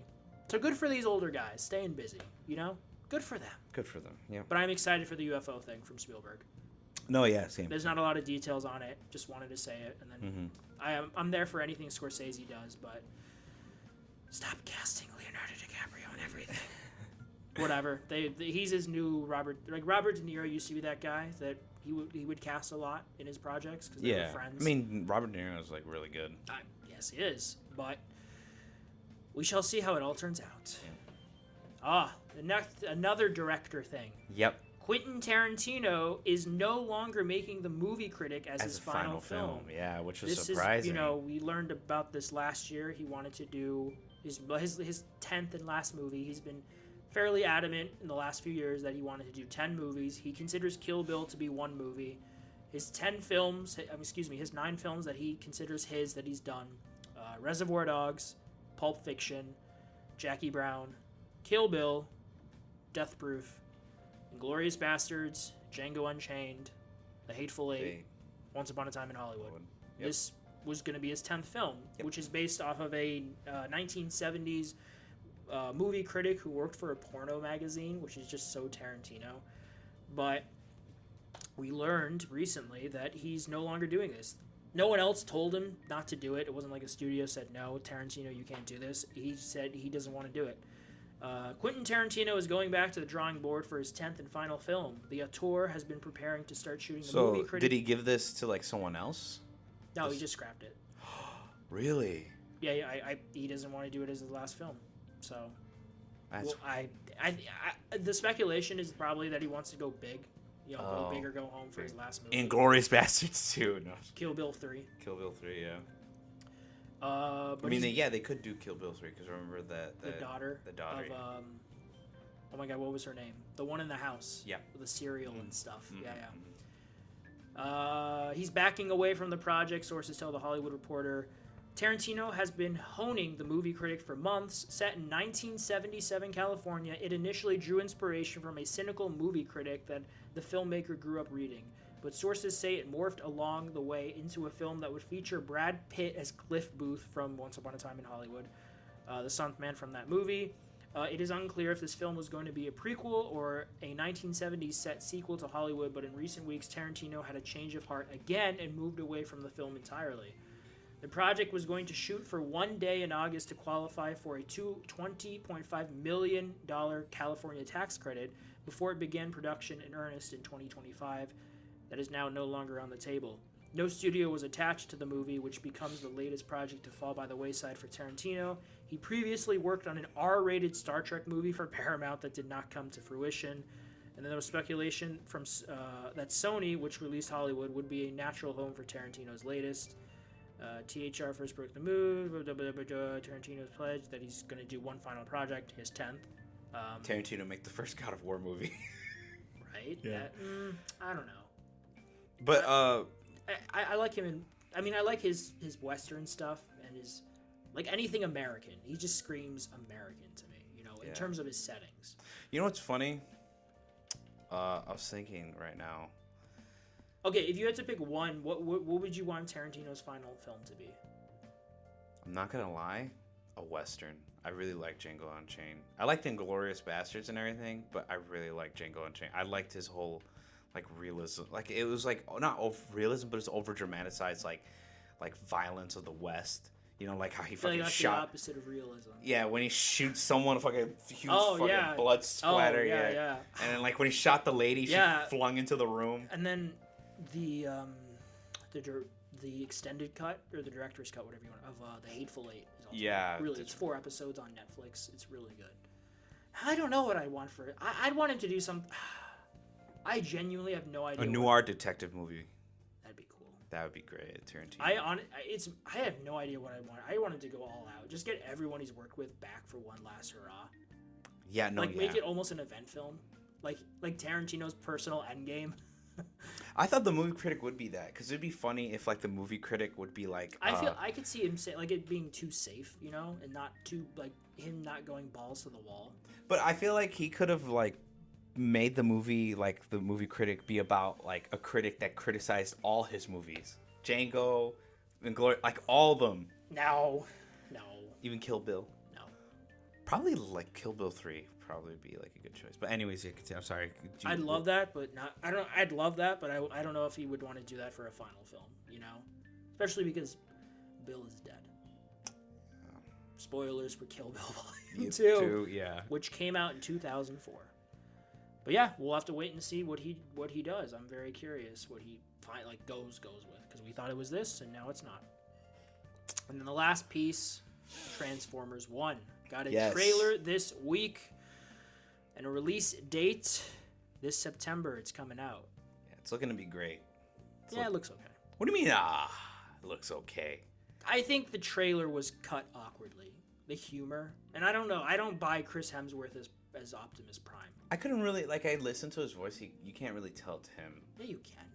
Okay, rewatch the trailer and then tell me that. Yeah, you can. Okay, let's watch it right now. This man's like, let me watch it right now. Morning meets the eyes. Robots in disguise.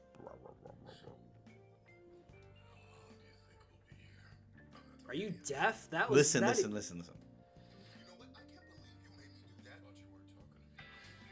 There's a whole world out there. Don't you want to see it for yourself? It's like obviously the first part you can hear, but like listen to them talk.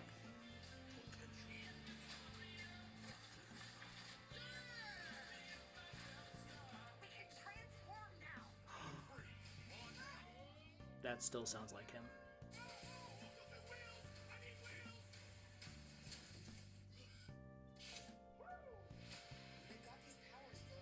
That's Scarlett Johansson. I hear that. Yeah, that's very much ScarJo. These are not the bad guys. Why did you cut the door? Yeah, you see. It was already like that, right? Yes, that's right. It was already like that. This film is not yet rated. For like 99% of that trailer, I could tell that was Chris Hemsworth.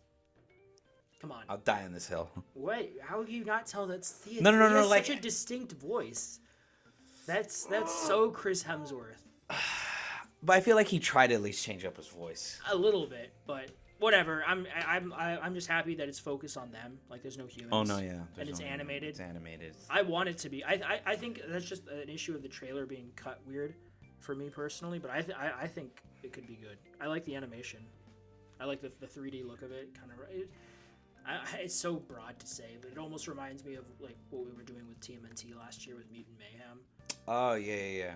But that one is that's really that's good. like oh yeah, I love that movie. It's like an uglier art style, but it's intentional.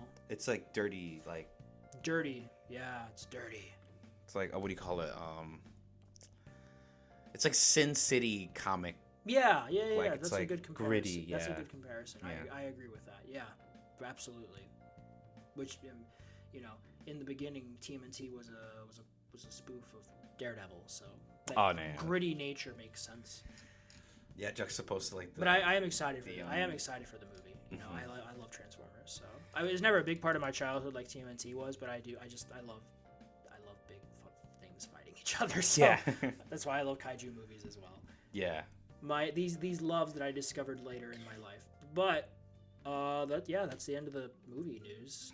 We got some TV news, and then we got Yes. comic books to wrap it up. Just a couple of TV things to start off with. On Wednesday, it is reported that we are getting. You need to watch Old Boy, by the way. Yes. An Old Boy TV series is in the works from filmmaker Park Chan-wook, who made the movie, which is really good, and you should watch it. I should. I've heard a lot of good things about Old Boy. It is very good. Yeah. There's a plot twist, and it's fucked up, but I'm not going to tell you what it is. Lionsgate TV is partnering with the Korean filmmaker for a TV series adaptation of the acclaimed film, which was based off a book or a manga or something. The project would be an English language adaptation of the story, which was loosely based on a manga with the same name. Lionsgate TV shares my creative vision for bringing Old Boy into the world of television, says Park.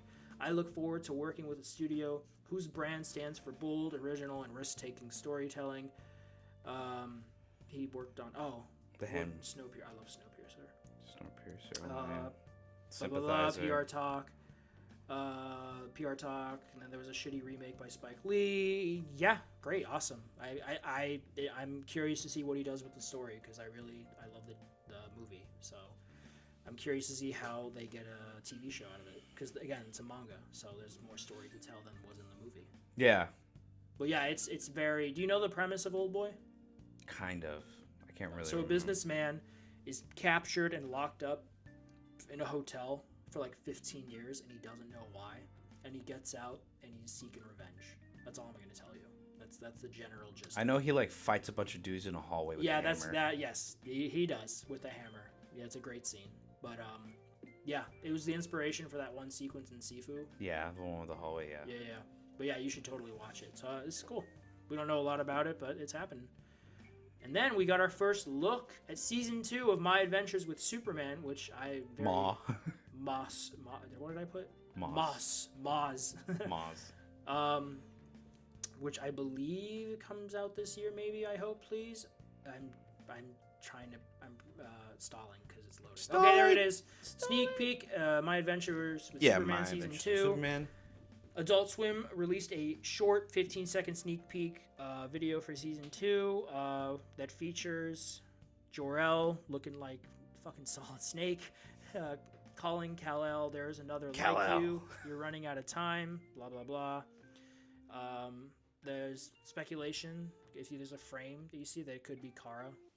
Kara Zoro. You go like, Kal-El. Kal-El. I can't do the gruff voice like he can, but it's very, very, very brief. Quit alerting the guards. There's no official release date yet. I think it's this year. Yeah, I think it's gonna be this year. Yeah, But I really like the first season. I loved its obvious anime inspiration. But yeah, there's really not a lot to talk about. It's just Jor-El talking to to Clark. And then we probably see Supergirl. Hopefully. Hopefully, yeah. But yeah, awesome.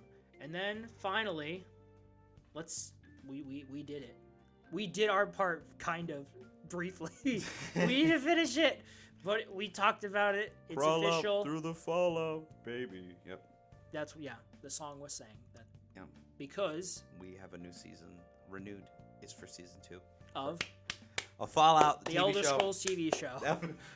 Elder Scrolls TV. Imagine actually after this, the same director does the Elder Scrolls. I would watch that. Yeah. But yeah, it's been renewed for season 2 to the surprise of nobody because no shit. No shit, bad. This show's fire, dude.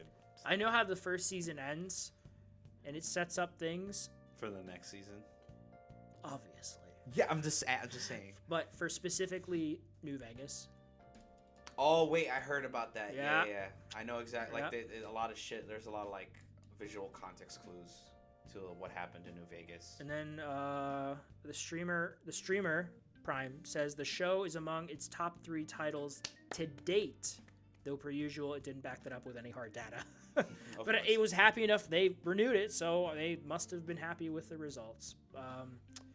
Yeah, PR talk. They captivated it. It's a good show.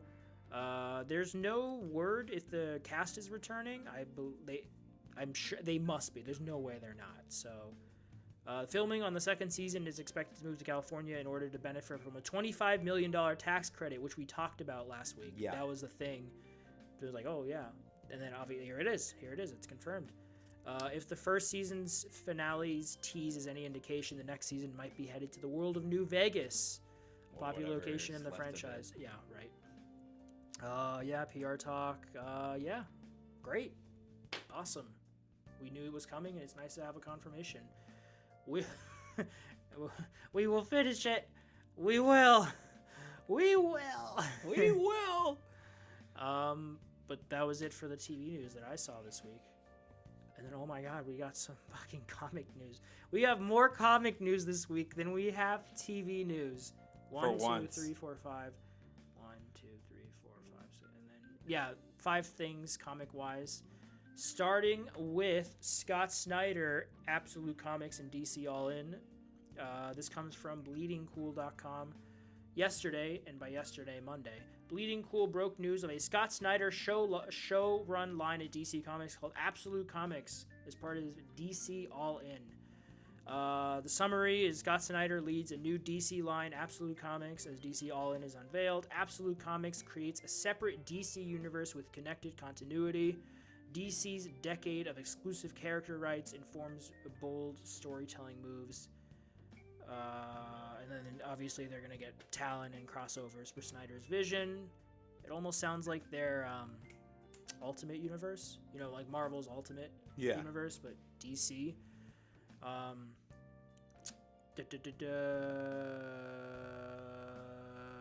Yeah, I like Scott Snyder. I'm curious to see where he goes with this and what he does.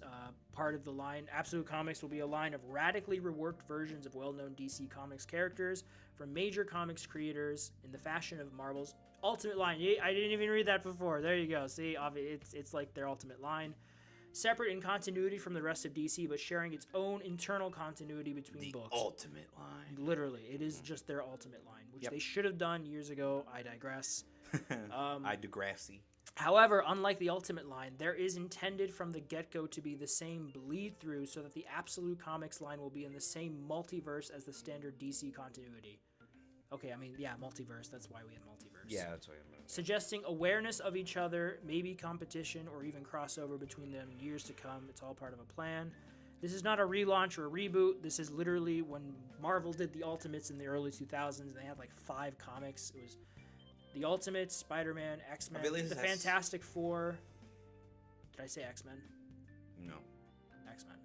Wait, the Ultimates, Fantastic Four, Spider-Man, the X-Men. I feel like there's one book I'm missing. The Avenger? No. No, that's the Ultimates. Yeah, that's, The Ultimates is the Avengers of the Ultimate Universe. Here we are. well, yeah, here we are. I feel like this has to do with James Gunn whole DC thing because remember he said like a lot of like the games and the comic books tie into the. Yeah, that's a good. Yeah, could be. I mean, we'll just have to see what comes of it. You know, I'm curious. I'm interested. I like comics, so Yep. I'm not going to say no to them trying new things. But The next thing my is oh my Mad- Flash Gordon yes, is resurrected for 2024. yes. If anyone knows who doesn't know Flash Gordon, if anyone remembers the Queen song Flash, ha, you know, he'll save every one of us. Yeah. For the movie. Yeah, for the movie. Flash Gordon returns to comics this summer in the new series for the Mad Cave from Mad Cave Studios. The iconic superhero debuted in 1934 and has been a staple character within the comics ever since. I'm sorry. The new series will feature familiar characters including Dale Arden. So yeah, and I see the cover here. It's literally just called Flash Gordon 1. Yeah, it's Flash Gordon issue number 1. Issue number 1. Yeah, and it looks great. Look at that cover. That is pretty dope. It's like a When is it? mixture of old and new art. Ah, May 5th. May 5th. It's the yep. first issue. May 5th. For those of you who don't know, Flash Gordon was one of the inspirations for Star Wars, alongside things like Seven Samurai, Dune. But yeah, Flash Gordon was one of the inspirations for that. So, Flash, he'll save every one of us. But yeah, that's cool. And then we have a sequel to Nice House on the Lake from James Tinian IV. The Nice House on the Lake, The Nice House by the Sea launches July 24th from DC. It is the sequel to Nice House on the Lake, which was by James Tinian IV. It is a comic miniseries from 2021. When the coronavirus pandemic was in full force, isolation and alienation were felt by many. This was the fear of a world burning just outside their door, and that's why the comic became one of the biggest titles for DC over the past several years, outselling even much of its superhero fare. The story focused on 10 people connected by a slightly odd friend named Walter, who invited them to a house in the woods and who turned out to be an alien. An alien! Now he's doing a sequel, Nice House by the Sea. He's teaming up with the same artist, and he hopes to scare many readers with his miniseries. Can't wait. Yeah, I need to read. I've been meaning to read the first one. I've heard pretty good things about it, so I'm excited to see what he does with the second one. But I have more to say.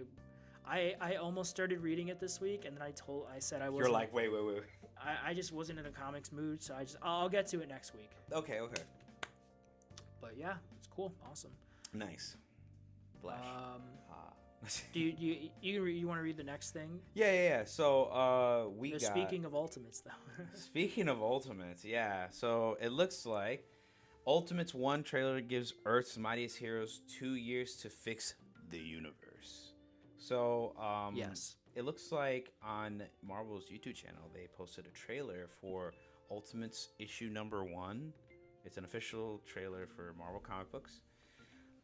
So basically, directly spinning out of Jonathan Hickman's foundation from the new Ultimate Marvel line, Ultimates will be written by Denise Camp, known for his thought-provoking and social relevant work on the titles like Children of the Vault and the 20th Century Men, and drawn by a rising superstar, Juan Frigeri, known for the acclaimed work on Invincible Iron Man. The series will introduce an all-new superhero team that will usher in the next wave of bold storytelling within the new Ultimate Universe. So yeah, it's looking to be good. Because they brought back the Ultimate Universe. Yeah, the Ultimate. One of the Universe. lines obviously is the Ultimates. I think in this version, Reed Richards is Doctor Doom. Because if you see the thumbnail, yeah, he's like very slimmer. It's like, no, that's Doctor Doom. yeah, I know it's Doctor Doom. Yeah, but like his whole design, usually Doctor Doom's a little bulkier because of the armor and stuff he wears, but this like sleek. Yeah, you're right. Yeah, you're right. It looks more like Reed I Richards. think I'm right. But yeah, that's obviously it's part of the Cover looks great. Yeah, and the Spider-Man has been amazing. That's the one I've been reading. Ultimate Spider-Man. It's been really good. I haven't heard much about Ultimate Black Panther, so I'm not sure if how like that good is. Buzz or just any buzz. Any at buzz. all. Okay. I'm not sure how people are responding to that one, but Ultimate Spider-Man is good. Yeah. Okay. You want to do this next one or? You can do it. Okay. So, Marvel announces Aliens vs. Avengers by Jonathan Hickman and Asad Ribic. That's who's writing Spider-Man right now, Jonathan Hickman. Oh, wow. Nice. Yeah. This is reported by comicbooks.com. This is just a little crossover series, like, you know, how they did in, like, Secret Wars, basically, all that stuff. Anyways, so Jonathan Hickman and Asad Ribic are reuniting for a colossal meeting between aliens and the Avengers. The prolific writer has stayed busy at Marvel helping to revitalize the X-Men franchise while also relaunching the Ultimate Universe and creating new characters in Gods, G-O-D-S. Next up on his calendar is a conflict between the Xenomorphs and the Earth's mightiest heroes in perhaps the last crossover comic book fans would have expected. He's drunk, ladies and gentlemen. Yeah, I'm a little bit. But after Disney's purchase of 21st Century Fox, Aliens vs. Avengers is a title that can now exist, and it has two of the biggest creators in comic books working on it. Entertainment Weekly announced that Aliens vs. Avengers by writer Jonathan Hickman and the artist Rubik, the two last worked together in 2015 event comic Secret Wars, which served as a relaunch of Marvel's universe, is probably the blueprint for Marvel Studios' Secret Wars film that is in development. So, wow. Can you imagine if we got xenomorphs and they just showed up in a Secret Wars film? Yeah. Do you think What? Do you think people are I'm an gonna idiot. die in this comic book, like Avengers, because it's aliens? If it's its own thing, like it's not, if it's an Elseworld story or a what if, quote unquote. Yes. That would be cool to see, hope. like a Hulk xenomorph. That would be insane. Because remember, it takes the traits of both the xenomorph. Yeah, and that would be dope. Yeah. The Hulk xenomorph would be so cool. There's a lot of possibility there if it's its own and standalone universe. Yeah, and you know what's so funny is that the Hulk can get infected and not die, because if it bursts out of his chest, he'll still stay alive. Yes, that's a good point. Yeah, that wouldn't kill him. So we'd have Hulk versus Xenomorph Hulk. Yeah. Damn, that would be intense. That's- What would even? I'm trying to imagine. There have been some. If you look at the lore of Alien, there are some really big xenomorphs. Yeah, there's like this big red one. I forgot what it's called. It's like the Yeah. Red Blood Queen or something. Yeah, like insane. bigger than the Queen from Aliens. Yeah, it's like Yeah. massive. So I might have to pick this up as well. Yeah. I really like Jonathan Hickman's work. So This is looking to be pretty good. I like the art already for the front cover. It looks great. yeah, me too. Oh, yeah. Me too. Can't wait. No.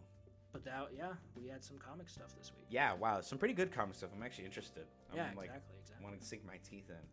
But as we're winding down towards the end of this podcast, we have our weekly Game Informer list of games that came out this week. Thanks, Game Informer. Thank you, Game Informer. This week, at the top of the list, we have Dave the Diver for PlayStation 5 and PS4 that came out April 16th at raving reviews of 8.75 by Game Informer. Now we have also Grounded for PlayStation 5, PS4, and Switch that came out also on the 16th. Then we have Harold Halibut. Or Halibut? Yeah, Halibut. Harold Halibut. Yeah, Harold Yeah. Halibut. For PlayStation 5, Xbox Series X and S, and PC on April 16th.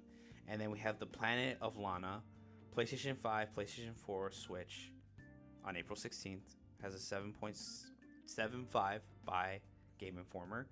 And then we have Rose and Chamomile. Wait. Rose and Camellia? Camellia.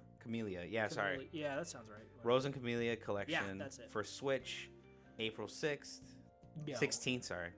Boo. Reigns Beyond for Switch and PC on the 17th of April. Sticky Business for the Switch on April 17th. Stitch, not the actual Stitch from Lilo and Stitch, but Stitch for the Switch on April 17th. Then we have the Exit 8 that came to Switch. If you don't know what Exit 8 is, it's a little like horror backrooms game that you have to get to platform 8 to exit. And then we have Cook and Serve Delicious, which comes out on PlayStation 5 and PS4 on the 18th of April. Final Fantasy, what is that? 16. 16? Oh, yeah. Final Fantasy 16, The Rising Tide comes out for PlayStation 5 April 18th. It came out already. Already came out already. I just wanted to be a little. Come on, man. And No Rest for the Wicked, really good song. For PC, April 18th. Oh, so that did come out. Okay, I was wondering about that. Oh man, that's the new game from Moon Studios, the guys that did Ori. Yeah, or Will the Wisp. I feel like I've heard nothing about it.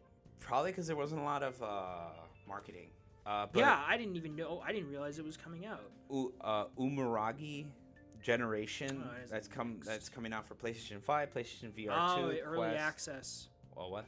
Early access. Oh, it's early access. It's an early access. Oh, it's an early access. Oh, okay. That's why.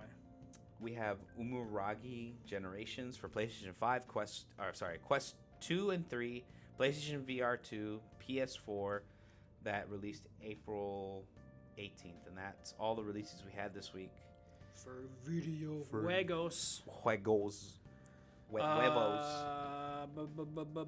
And then movie-wise, what came out this week? We had that I know about Abigail, which is a horror comedy about a group of kidnappers who kidnap a girl to hold her ransom, and it turns out she's a vampire. Yeah. And she starts hunting them, and plays it up. It's very bloody and gory. Plays it up for laughs. I've heard it's pretty good actually, so I kind of want to check it out. The Ministry of Ungentlemanly Warfare. That is Looks Guy. to be fire. Yeah, that's Guy Ritchie's new film. It's inspired by true events based in World War II about a covert team of British operatives who are gonna fuck Nazis up. We'd love to see it. It's with Henry Cavill and Alan Richardson and other people. Henry Cavill. Yeah, The Witcher. Hundreds of beavers? What? It's about hundreds of beavers. Yeah. Yeah, that's a... I'm just gonna let you guys look that one up. Okay. Yeah, it's about hundreds of beavers. But Wait, are really? they? Are they beavers? Okay. You'll have to look and see. Oh, Jesus. Rebel Moon Part 2. Not a surprise. Because we wanted that. We didn't want that. No, we didn't want it. I'm so tired of Zack Snyder. But I've seen Rebel Moon. It's not bad, but I didn't think it needed a part 2. It's pretty bad. You think it's bad? Yeah, it's not good.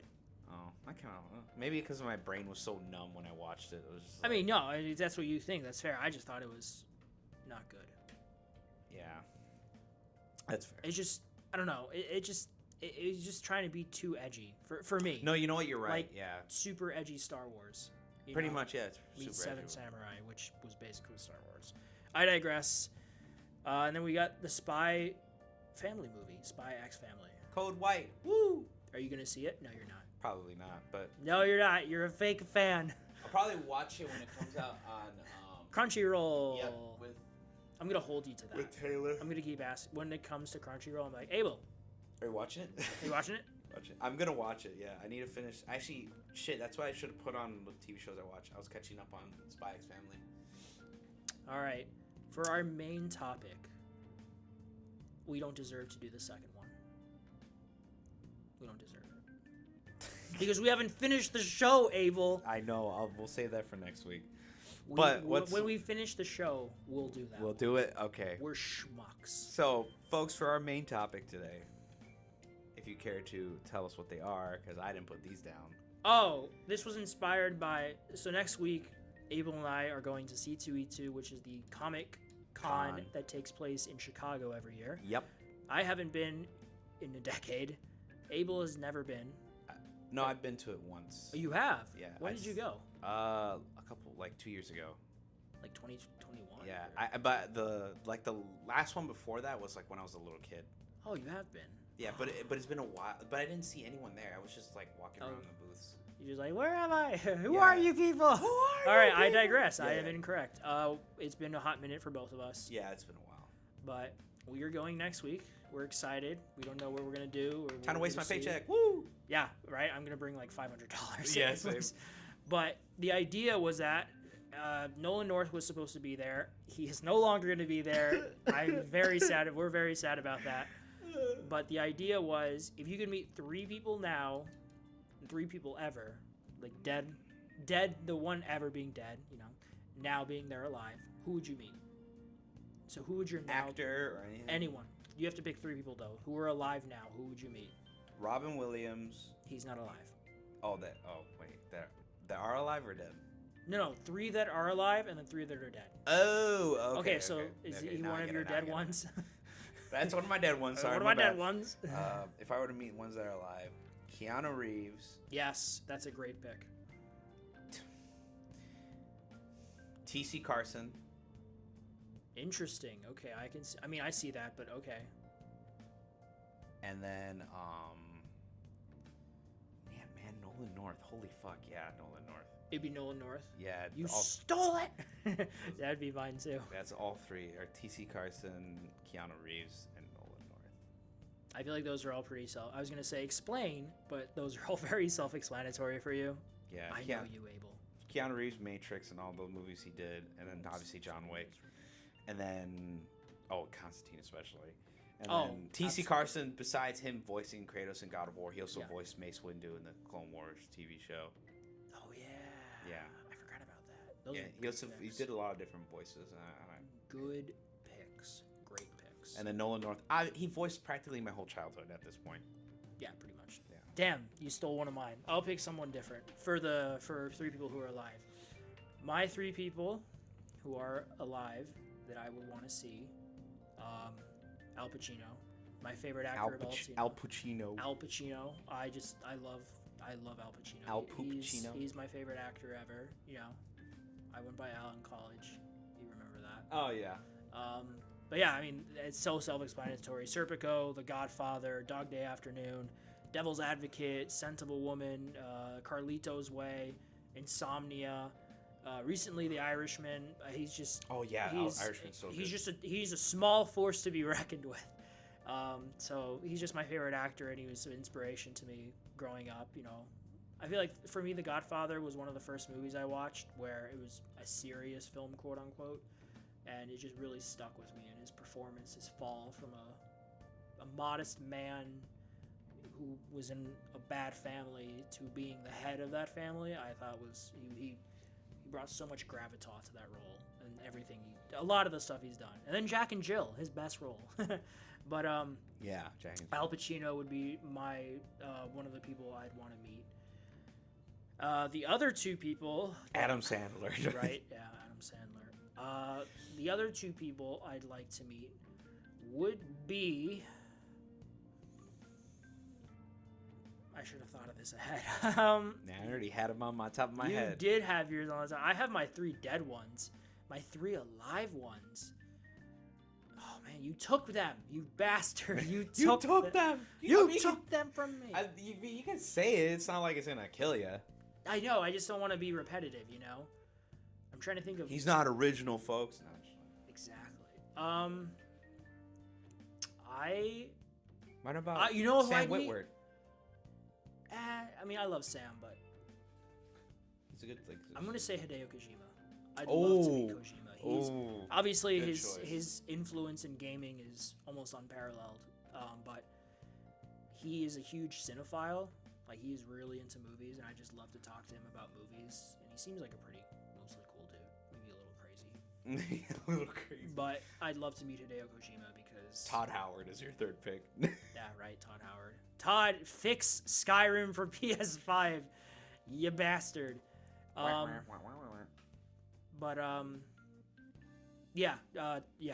Kojima would be my pick. It's funny because I've played a little bit of Metal Gear and I've never played Silent Hill. And I've never played Death Stranding, but I'd love to meet the man just to talk about movies with him. But the third guy I'd meet who's still alive, barely. I don't know if he would be up for a conversation, but I'd want to meet Jimmy Carter. Oh. Because he was not the best president. He wasn't the worst, but he wasn't the best. But after his presidency, he's done a lot of good work. He's done a lot of charity work. He's painted houses. Him and his wife, did a lot over the years to help people. And he seems like a pretty good man. He's an upstanding gentleman. Yeah, upstanding man, even if he wasn't the best president. So I'd like to meet Jimmy Carter. He's almost 100. We'll see if his wife unfortunately passed away last year. He's almost 100? He turns 100 this year. Oh, Jesus. And he was in hospice care for a while, which usually means, they're going, but he's still alive, so. But yeah, I'd like to meet Jimmy Carter just to talk to him about, his life post-presidency and, if he has any regrets or if he's happy with how his life turned out. But who are your three dead people? Well, I know one of them. Robin Williams. Yeah, Robin, of course. Great pick. Robin Williams. People ever. Fuck. People who passed away. Oh, the guy who is in John Wick. Lance Reddick? Lance Reddick, thank you. Lance Reddick. That would be one of your three. You couldn't even think of his name. Yeah, I just couldn't remember because I remember him just voicing Zavala, and he's just. So, Oh, okay, I see. Yeah, I see. I just I couldn't see remember where his you're name. going with that. Yeah, he's such a good fucking just actor in general. He does a lot of comedy stuff too, which are hilarious. Yeah. Ah! No, that's a good pick. Lance Reddick, Robin Williams.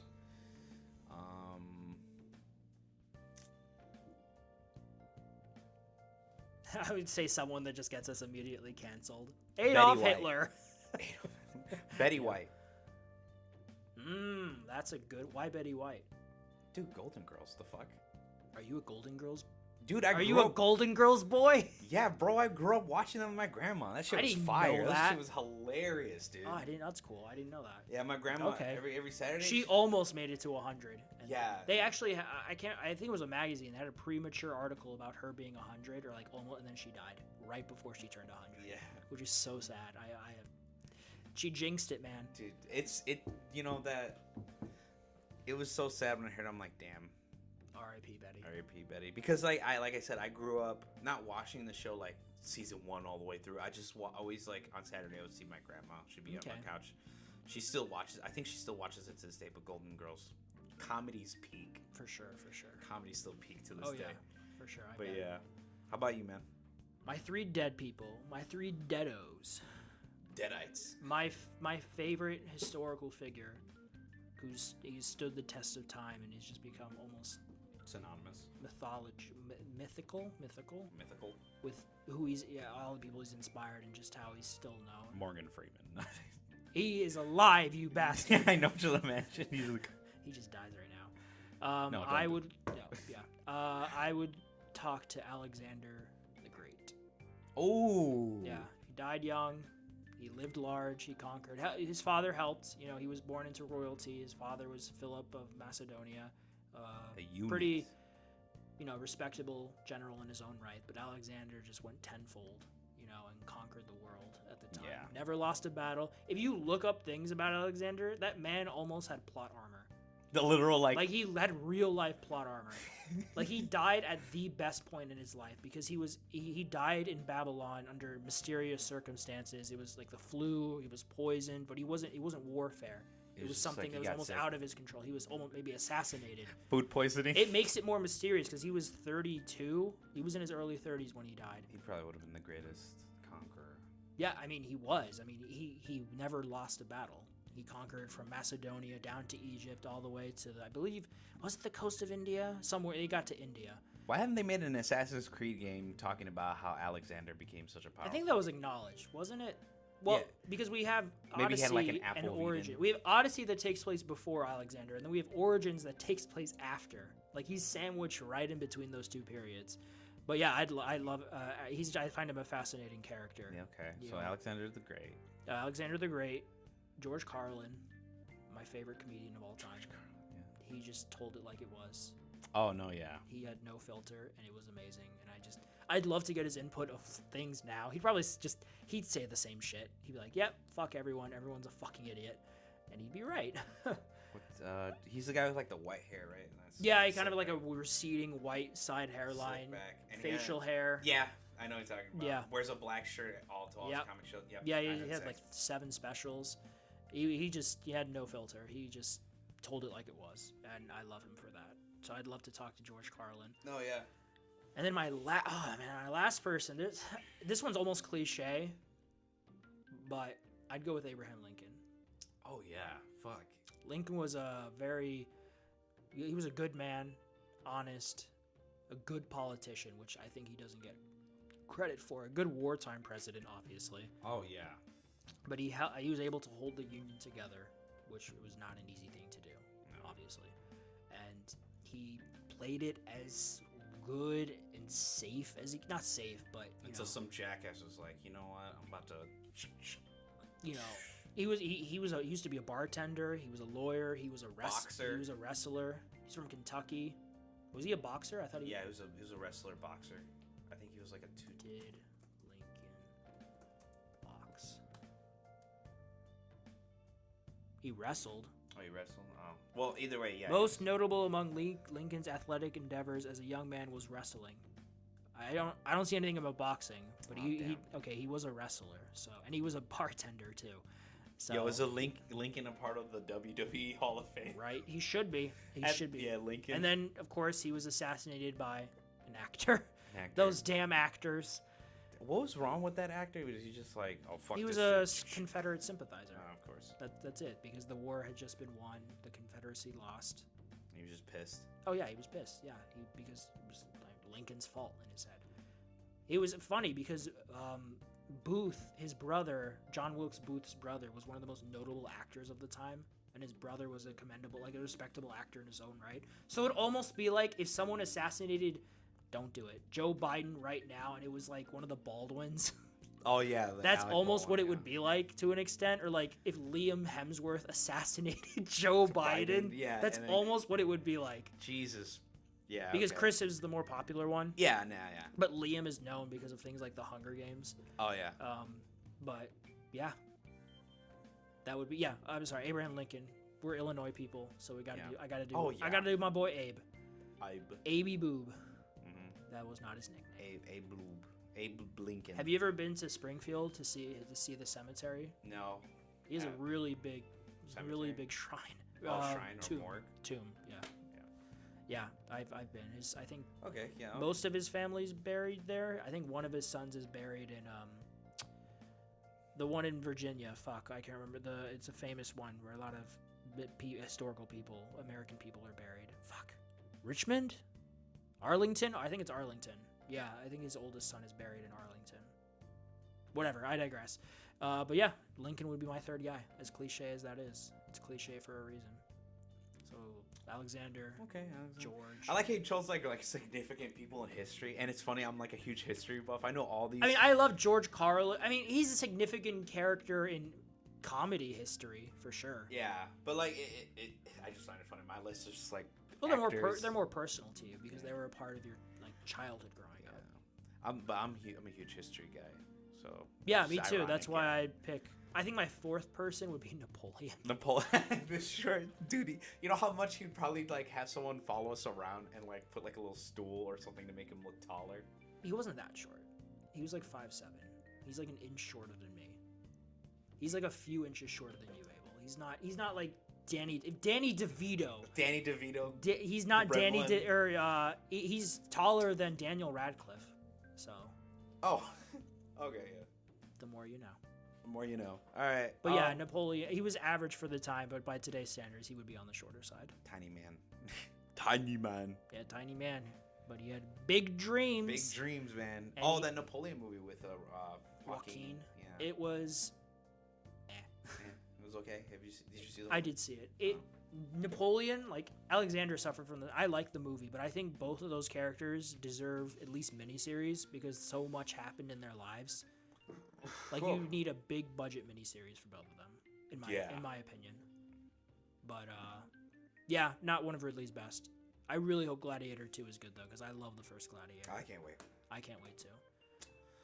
But yeah, that's it for the podcast. That's our show. Yes, yeah. We did it.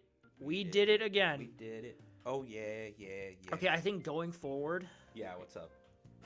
We should review our news articles. Your articles? We should. Okay, ladies and gentlemen, we are going to review stuff before we talk about it. Oh my god, yeah. Because we kind of look at it the first time when we do the show.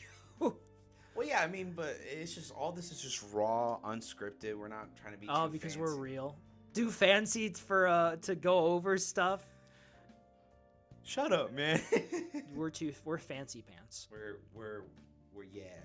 Okay, but we're not gonna have a show next week. Nope. Right? Next week we're gonna be at C2E2. And this bastard decided to work on Sunday. Yeah. Boo! Boo. Everyone boo him in Home Depot. Boo! Yeah. But yeah, we're gonna be at C2E2 next week. We'll talk about that the week after. Yeah. That could be our main topic. That could be our main topic for next week, along with the. That's if we finish the fucking show, Abel. Yeah, I'm sorry. Okay. I didn't finish it either. You don't have to apologize. Yeah. I didn't finish it either. I was playing Jedi Survivor. Yeah, no, yeah. I was on Helldivers this week and Overwatch, but yeah. Yeah. thanks for tuning in, guys. Yes, Remember as to leave always. as always. Remember to leave a comment, like, and subscribe. No one will, but Fucking we bastard. gotta try anyway. Yeah, no one will, but hey, we gotta stay optimistic. That's true. We gotta Up stay it. optimistic. Yeah, so remember to leave a like, subscribe, leave a comment about anything. If we missed anything, if you want us to talk about certain things, Yes. we will have a poll up about the WPRs or PWRs. See, you even said it. You said WPR. No, that's why I'm just explaining it. Fucking bastard. You know, WPRs or PWRs as we have it now for the Play Watch Reads. This will be up on Monday, hopefully, before I go back to work. If not, it'll be uploaded Monday afternoon, night. But whenever you can. whenever I can. But In 10 years, you upload this episode. Hey, remember what happened this week? remember having In 2024? Yeah. We're in 2034. Yeah, 2034. We're still like doing the podcast. and What everything. happened 10 years ago? April 21st, 2014. 2014. I was graduating, or not graduating. I was almost at the end of my year in 8th grade. Wait, no, I was a junior in high school. freshman in high school. 2014. I was freshman in high school. Okay, I was Yeah. a junior. But yeah, thank you guys for coming by. As always, we appreciate it. And this has been YFA. Has it? I didn't know that. Now you are finally awake. But see you guys next week. Bye. See you guys.